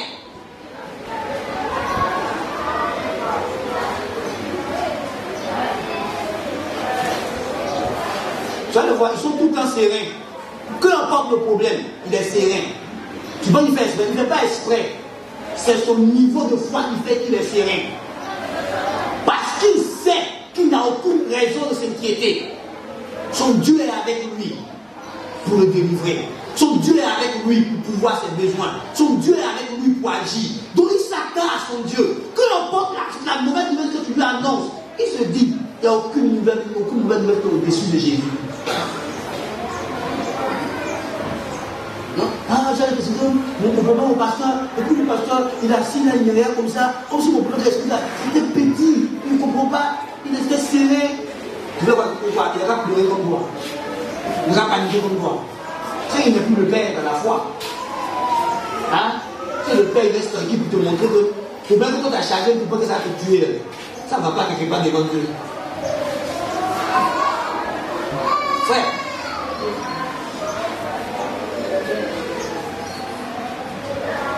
Est-ce que tu es un modèle de foi? Est-ce que le bébé qui est autour de toi, quand il te regarde, il a l'assurance que la foi là c'est vrai? Et toi tu lui rends la foi vraie pour lui. Parce qu'il te voit toi-même vivre par la foi. Il te voit toi-même exprimer ta confiance absolue en Dieu et dans les Écritures. Donc quand le fils est près de toi et puis il vient paniquer pour son problème, tu dis, oh, laisse ça. Ça c'est rien, Jésus a déjà fait. Il me dit, le verset, il comprend ce qu'il dit là. Il comprend bien ce que tu dis. Mais il connaît un plus grand que ton problème. Il s'appelle Jésus-Christ. Hein? Maintenant, il vient nous dire, va, c'est fait. Parce qu'il n'a pas prié pour moi. Moi, il c'est fait, quoi, aller, c'est fait. Il va prier pour lui d'abord, il va leur poser les mains d'abord. On t'a placé l'huile sur le bout, ça suit le qui a pris.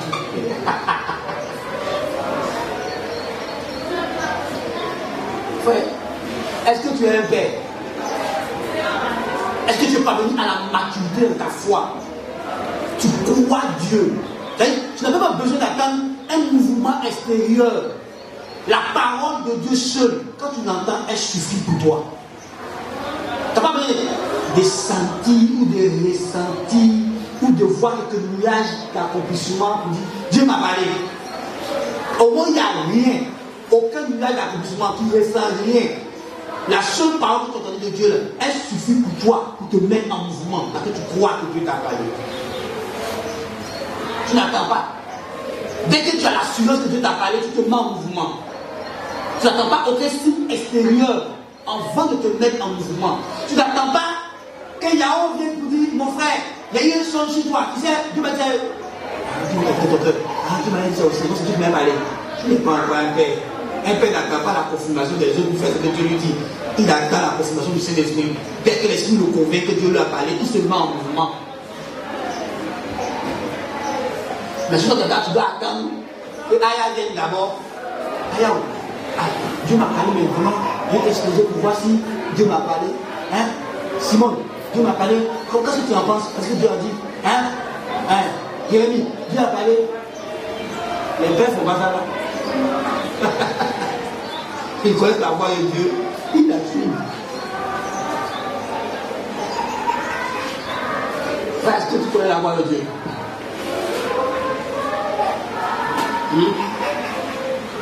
Vous voyez, Samuel, Dieu l'appelle. Dieu l'appelle, non? Il allait où? Hein? Est-ce que la voix de Dieu et la voix d'Élie, c'est la même chose? Hein? Mais c'est Élie qui lui a parlé. Il a confondu la voix de Dieu à la voix. Vous voyez, Samuel a habitué à écouter qui? Écoutez Élie. Et puis écoute bien, on dit il dormait où? Dans le temps près de l'âge de l'alliance. Mais il n'avait jamais entendu la voix de Dieu. Le jour où il entend la voix de Dieu, ça va Élie. Pourquoi? La seule voix qu'il a habitué d'entendre là, c'est pour Élie là. Il dit, Élie va appeler. Il dit, non, pas te reprocher. Il retourne encore, il dit, mais appelle lui, on va te le coucher. Et lui comprend maintenant que c'est Dieu qui l'appelle. Et si tu entends encore, dis ceci, ton serviteur écoute. Mais pourquoi Dieu n'a pas parlé à Samuel depuis avant ton serviteur écoute? Hein?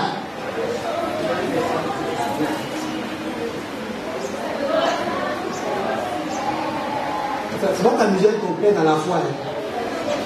Et comment tu dois courir? Il voit ta faim avant le commencement. Ou l'assis. Il voit ta faim avant le commencement. Et il te laisse faire.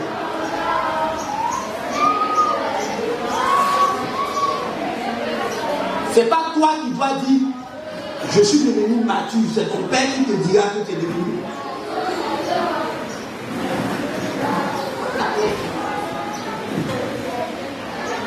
Frère, avant que tu cours, il voit où tu vas terminer. Quand il dit Dieu m'a parlé, lui seul sait si Dieu t'a parlé ou Dieu t'a parlé. Voilà. Un pasteur disait que si tu vis consciemment dans le péché et puis tu es en train d'avoir des bénédictions matérielles, commence à pleurer. Ben, c'est sûr et certain que ce n'est pas Dieu qui va te bénir. Que c'est un autre gars qui va te garer.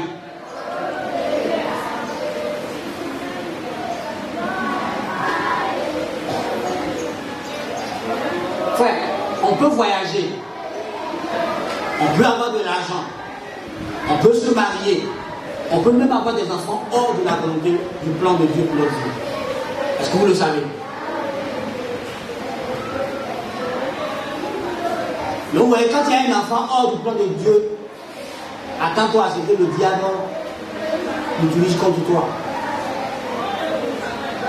À moins que tu réussis à le convertir.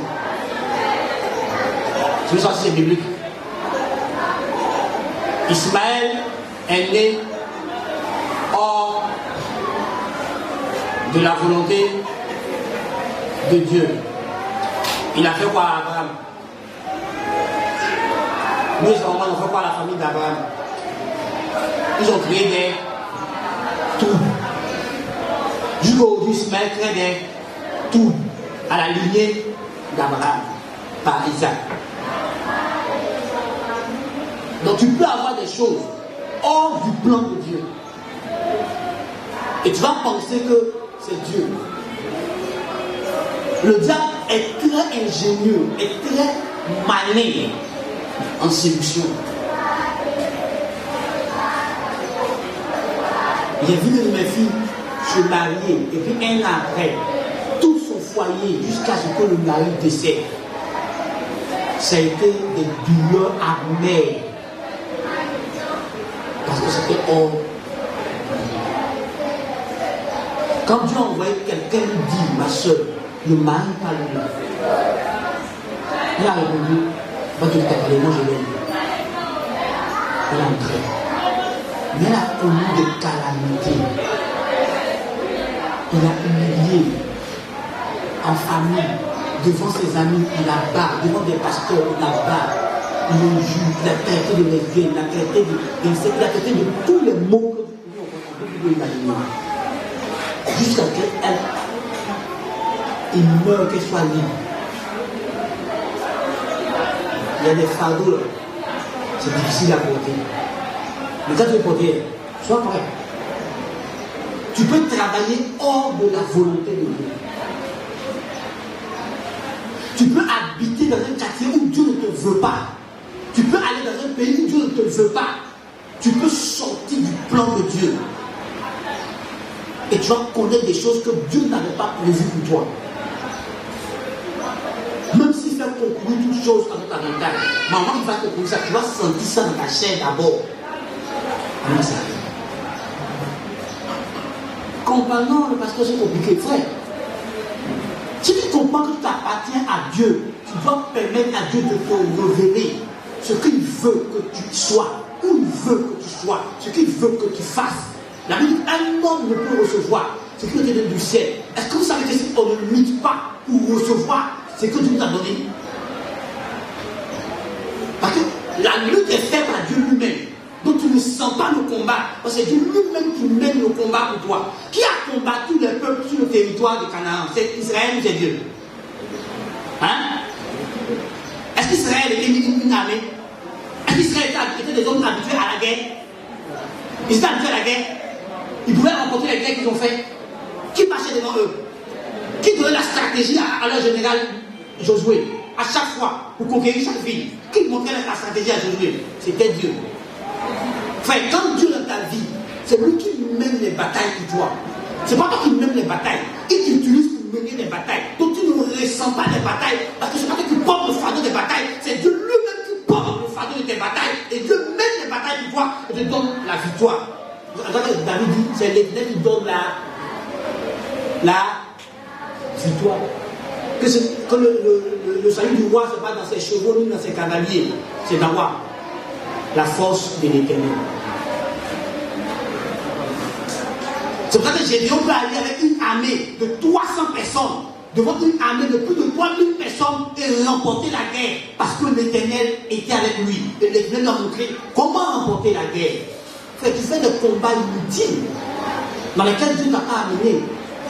Le vrai combat de la foi, c'est mener des batailles d'après les prophéties qui ont été déclarées sur toi. Toi, tu mènes ta bataille d'après tes envies, d'après tes ambitions, d'après ce que toi tu veux, pas d'après ce que Dieu veut pour toi. Frère, tu vas souffrir pour ne rien. Parce qu'il y a la souffrance qui est liée à un attachement à Dieu. Il y a la persécution liée à un attachement à Dieu. Et puis il y a la souffrance que nous on crée par notre désobéissance. Ce n'est pas les mêmes souffrances. Je ne vais pas te dire comme les gens disent arrêter de souffrir. Non, tu ne vas pas arrêter de souffrir. Parce que si tu marches avec Dieu, tu vas connaître la souffrance. Mais c'est une souffrance que tu peux gérer parce que Dieu est là. Tu ne sens même pas. Au contraire, c'est une joie pour toi de participer à la souffrance de Christ. Et les pères de la foi sont prêts à endurer de la souffrance pour Dieu. Ils sont prêts à endurer des injustices pour accomplir la volonté de Dieu. C'est pour ça que tu peux voir Joseph accepter d'aller en prison jusqu'à ce que Dieu vienne le secourir de la prison. Pourtant, il n'avait pas tenté de violer la femme, il n'avait rien fait. Mais il a accepté cette injustice. Pourquoi tu ne vas pas accepter des choses difficiles? Parce que tu n'es pas prêt. Parce que ta volonté est encore vivante chez toi. Tu n'as pas encore renoncé à ta volonté. La volonté de Dieu n'est pas devenue sauf la raison pour laquelle tu vis. Tu vis encore pour d'autres raisons autres que Dieu ait accompli sa mission. Mais les pères ne vivent que pour Dieu ait accompli la mission de Dieu.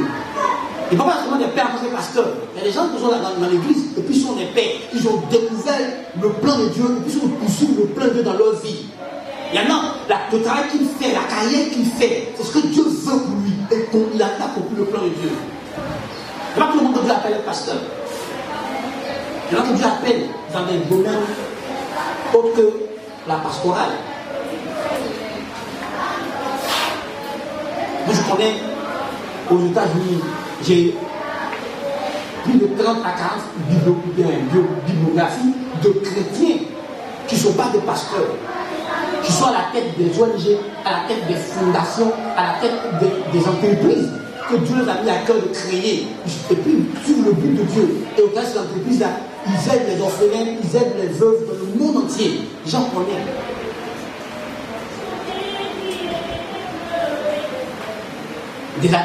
Des gens qui ont créé des centres de désintoxication des drogués, des alcooliques. Tu vois l'ONG Réma. J'en connais. Qui travaillent dans le social pour Dieu. Dieu les a envoyés. Il y a des gens que Dieu envoie en mission en politique. Qui sont dans le monde de la politique, mais ils sont là-bas parce que Dieu a une chose précise à faire dans le milieu de la politique avec eux. Mais il a découvert ça dans le Seigneur et puis il est entré dedans. Je connais le nom. Il était maire en Colombie, lui donne une ville de Colombie. Au travers du maire de la Colombie, de cette ville-là, la ville-là a connu le réveil et puis les prisons étaient vides. Parce que le maire a favorisé l'évangile. Les gens qui sont en mission dans le domaine du sport, dans le domaine de la culture, sont en mission pour Dieu. Ils ont découvert ce que Dieu veut qu'ils fassent. Et puis ils sont là-bas pour Dieu. Donc, ne pensez pas que venir à l'église, c'est pour devenir pasteur seulement. Non. D'ici, Dieu peut te révéler des choses qu'il veut que tu fasses dans le monde, dans un secteur du monde, un secteur de la communication, un secteur de la politique. Pour lui, Dieu, David était roi et politicien. Salomon était politicien. Daniel était pasteur, mais il travaillait dans le milieu de la politique. Il était conseiller des politiciens. Nathan était conseiller des politiciens. Samuel était conseiller des politiciens. Samuel conseillait David. Nathan conseillait David. Il y avait plein de même Jérémie conseillait des rois. Il était pasteur, mais il travaillait dans le milieu de la politique. Il conseillait des rois. C'est pas tout le monde qui appelle à conseiller des rois. Frère, est-ce que tu es en train de suivre la volonté de Dieu pour ta vie? Est-ce que tu es parvenu à ça où tu ne vis que pour la volonté de Dieu? Tout ce que tu fais pour que Dieu soit glorifié. C'est Dieu qui est au centre, c'est pas toi.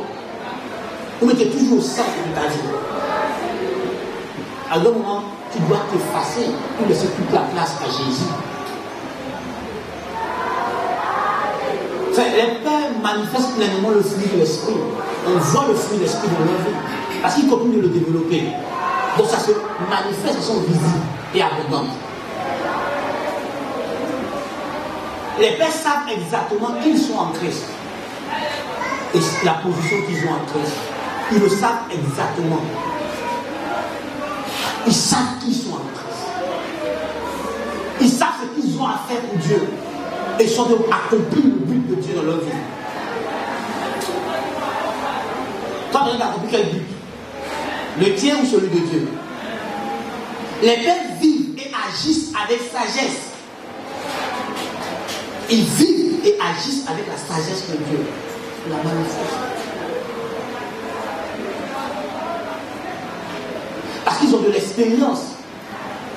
Ils peuvent mentorer les gens. Ils ont du succès dans les domaines. Ils peuvent te coquer, te mentorer dans le domaine où il a réussi.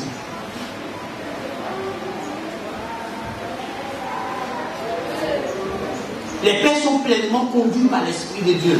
Parce qu'ils ont soumis leur vie au Saint-Esprit. Ils l'ont appris depuis. Ils sont bébés jusqu'à arriver au niveau des pères. Ils sont carrément dépendants de l'Esprit. Ils savent distinguer la voix de Dieu, la voix du monde, la voix de la chair. Elle est claire pour eux. Frère, un père, et à la fois, il sait reconnaître ce que Dieu dit et ce que Dieu ne dit pas. Parce qu'il est habitué, non? Il est habitué à être avec Dieu. Il est habitué à être dans la présence de Dieu. C'est sa culture maintenant. Il y a longtemps qu'il a cultivé la présence de Dieu. Donc, il est habitué à la présence de Dieu, au mouvement de Dieu. Donc, quand Dieu est en train de faire, il discerne que ça c'est Dieu. Il discerne que ce n'est pas Dieu. Parce qu'il a une certaine profondeur avec Dieu.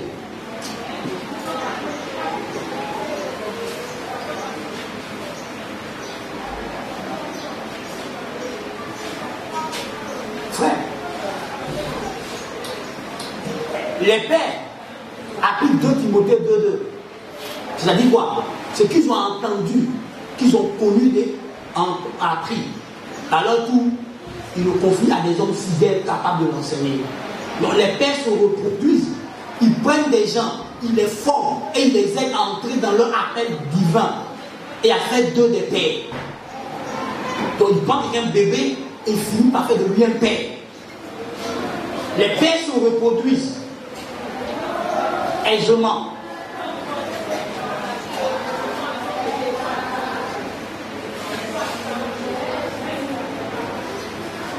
Il prend quelqu'un, il discerne ce que Dieu veut, et puis il le forme, il le forme, jusqu'à ce que la personne devienne mature, la personne soit aussi père dans la foi. Les pères produisent des fils et des filles matures.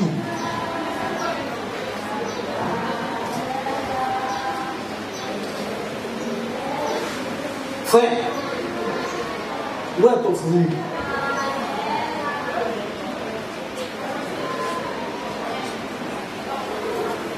En qui tu es en train de t'investir? En qui tu investis ta connaissance? En qui tu investis ton temps? Ce que Dieu t'a appris dans la vie, en qui tu es en train d'investir? Oui, dans la vie biologique. Quand tu es père, tu dois transmettre tes vertus, tes valeurs, tes connaissances à ton fils, à ta fille. C'est pareil à la foi. À qui tu es en train d'inculquer ce que tu as appris avec Dieu? Que tu es en train d'aider à grandir avec Dieu. Que tu es en train d'aider à croire. Tu vois, quand tu as ce désir de vouloir inculquer quelque chose à quelqu'un, tu chercheras les canaux. Ça te poussera à évangéliser. À trouver des gens qui ne connaissent pas Dieu, que tu vas gagner, que tu vas éduquer pour qu'ils connaissent Dieu.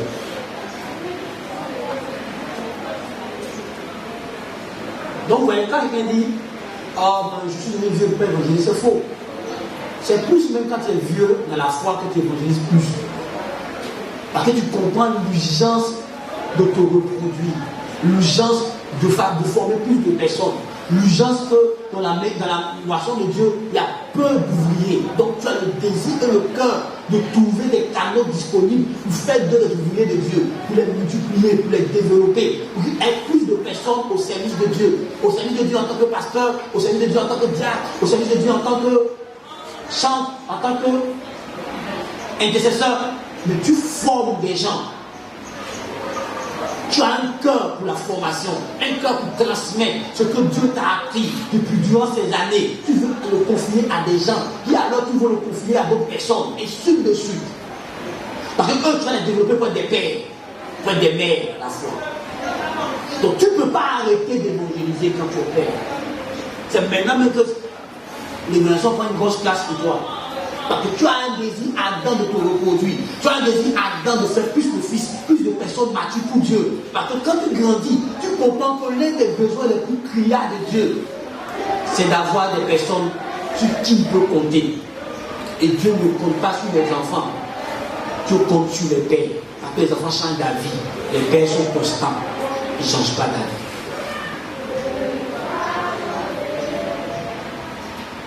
Parce que les pères poursuivent un but à accomplir, un but à exécuter. Donc ils ne changent pas d'avis. Quand tu grandis, tu comprends l'urgence de Dieu. Combien de fois Dieu a besoin de plus de personnes capables d'influencer les autres? Combien de fois Dieu désire plus de dirigeants, plus de leaders dans la maison de Dieu? Combien de fois Dieu désire plus d'hommes et de femmes qui sont capables d'influencer les autres, d'influencer un grand nombre, un petit nombre? Tu sens le besoin de Dieu d'avoir plus de personnes matures pour conduire plus de personnes à la maturité. Quand tu es père, tu comprends ce besoin. Et même aujourd'hui, à la fin des temps où nous sommes, ce besoin est encore plus criard dans la maison de Dieu. Qu'il y ait plusieurs personnes à la maturité, qu'il y ait plusieurs personnes qui ne sont pas venues à la maturité, que le nombre de ceux qui sont matures doit être plus grand que le nombre de ceux qui ne sont pas matures. Pour que ceux qui sont pas matures soient encadrés, soient coqués, soient dirigés par ceux qui sont matures, pour qu'ils grandissent et que le nombre continue de croître.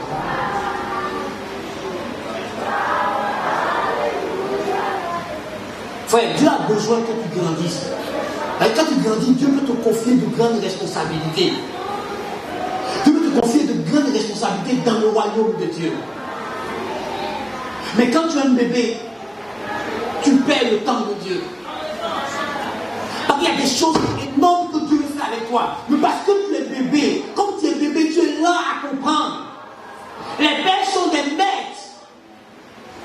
Dieu peut les utiliser pour enseigner les autres. Dieu peut les utiliser pour former les autres. Dieu peut les utiliser pour encadrer les autres. Dieu peut les utiliser pour diriger les autres. Dieu peut les utiliser pour coquer les autres. Dieu peut les utiliser pour équiper les autres. La mission. Pour perfectionner les autres. Pour aider les autres à devenir meilleurs dans leur marche avec Dieu. Donc Dieu a besoin de plus de paix que de bébé. C'est un souci pour Dieu quand tu es bébé spirituel. C'est un souci pour Dieu quand tu ne grandis pas. Et quand tu ne grandis pas, tu ne peux pas accomplir la mission qui est rattachée à ta vie, la destinée qui est rattachée à ta vie, le projet de Dieu, le plan de Dieu qui est établi sur ta vie. Si tu ne grandis pas, tu ne peux pas l'accomplir, tu ne peux pas exécuter ta destinée. Donc Dieu a un problème avec le fait que tu ne grandis pas. Dieu a un souci avec le fait que tu ne grandis pas. Parce qu'il a besoin que tu grandisses. Parce que c'est quand tu vas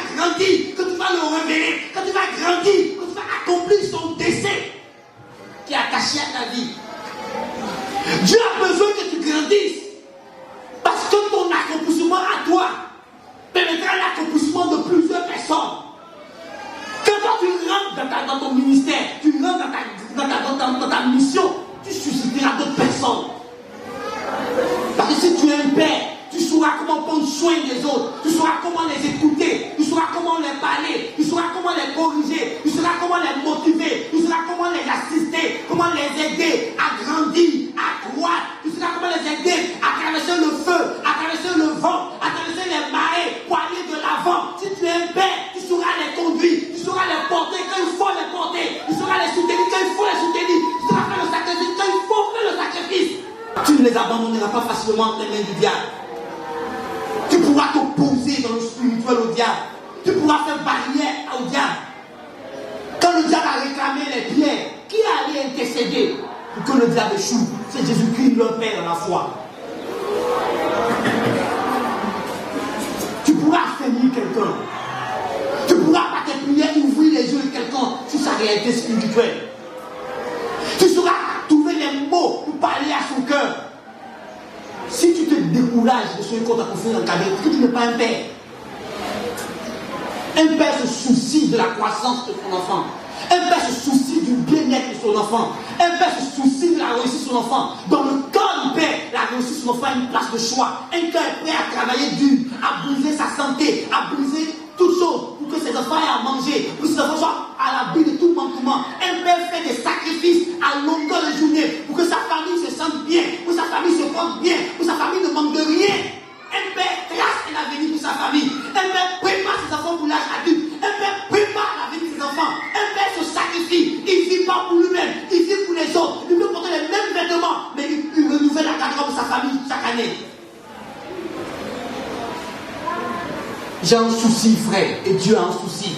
L'église est remplie de personnes immatures.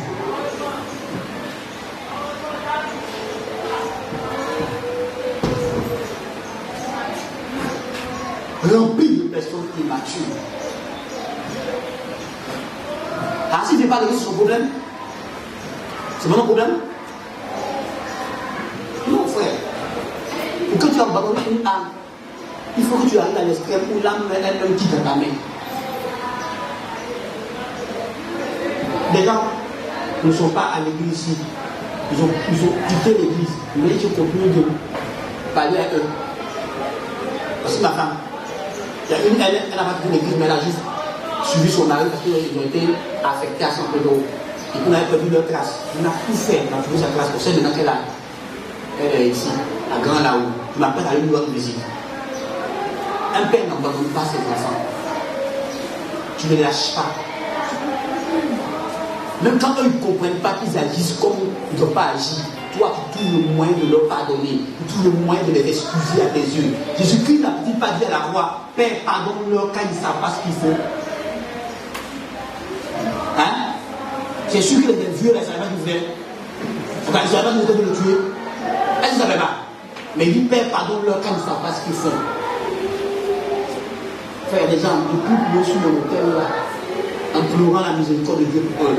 Eux, ils ne reconnaissent pas ce ministère, mais c'est ce que je fais. Ce n'est pas mon problème. Moi, je le fais parce que j'ai une compte à rendre à Dieu. Je les porte jusqu'à aujourd'hui dans mes prières. Quand j'ai l'opportunité, je demande, même si des gars ils me montrent le mauvais comportement, ce n'est pas mon problème. Le problème, c'est d'atteindre le but de Dieu qui demeure jusqu'à ce que Jésus revienne.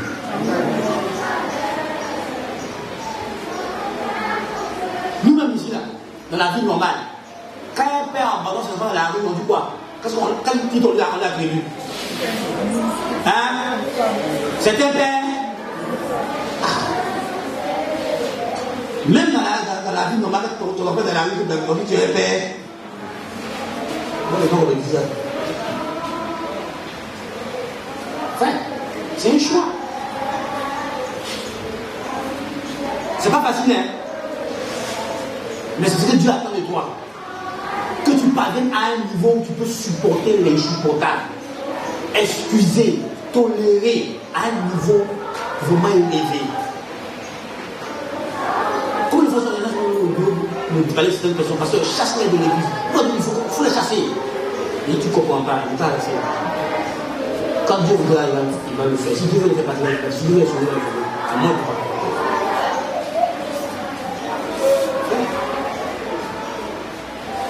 On ne dit pas ici père. Ça se vit. Ouais, il y a des gens, ils s'en foutent quoi. Ils n'ont pas conscience que tu as en tant que père. C'est-à-dire que tu as la conscience que Dieu t'a confié leur âme. Que tu vas en rendre compte demain. Mais lui, il s'en fout. Quand tu ne vis pas comme ça, il pense que tu exagères. Il pense que toi, tu es fado. La nuit, tu dors à peine. Tu pleures pour son âme. Il y en a qui prennent la décision, je m'en fous. Mais tu n'es pas responsable de ton âme devant Dieu. Pourquoi tu fais ça? Et celui qui est responsable, il pleure. Quand on prend le chemin illégalement, lui il ne dort pas la nuit, il est tourmenté.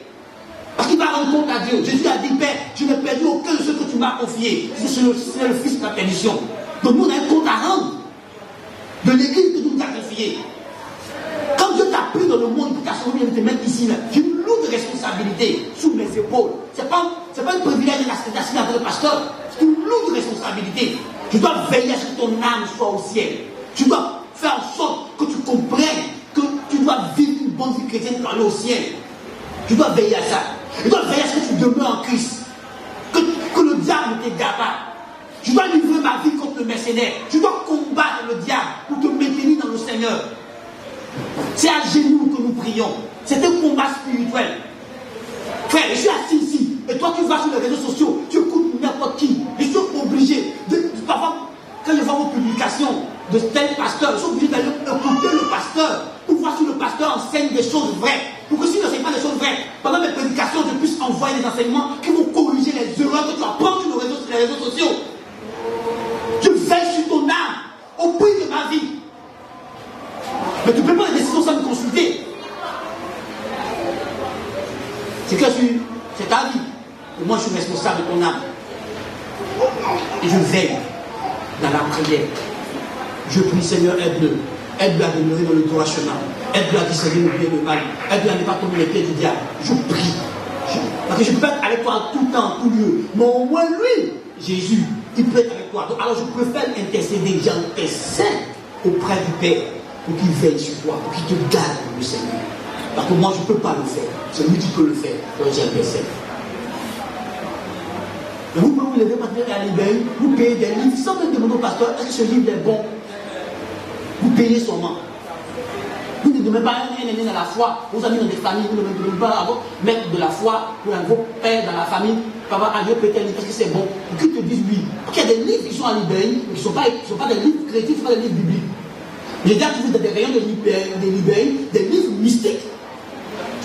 Ah, c'est tellement bien que la femme m'a retiré ce livre de ce rayon. C'était sur la pensée positive, mais ce n'était pas la pensée positive, c'était mystique. Donc il a retiré ça du rayon. Donc même l'librairie chrétienne, il n'y a pas de librairie païenne, chrétienne. Il y a des livres qui n'appartiennent pas à Dieu, parce que les gens veulent faire du chiffre. Donc ils vendent tout ce qu'ils peuvent trouver. Donc tu ne peux pas te mettre à lire n'importe quel livre. Tu as un berger, tu as un mentor de conduite, tu es un responsable de famille. Demande au responsable, je veux payer des livres. Indique-moi les livres appropriés pour mon âge spirituel. Si tu lèves, tu vas à la librairie, tu payes ce que tu veux. Non, frère. Pourquoi ton enfant qui est inscrit au CPN, il ne va pas payer les livres qu'il veut à la librairie, toi t'en payes pour lui donner? Parce que tu dis qu'il ne peut pas discerner le livre qu'il faut pour son âge. Donc demande au pasteur, pasteur, en dehors de toi, on peut écouter qui? On a indiqué les pasteurs qu'on sait que ce sont des bons pasteurs, qu'on a confiance en eux, on sait que s'ils t'enseignent, ça va compléter ce qu'on enseigne pour qu'on va en aille te bâtir en Christ,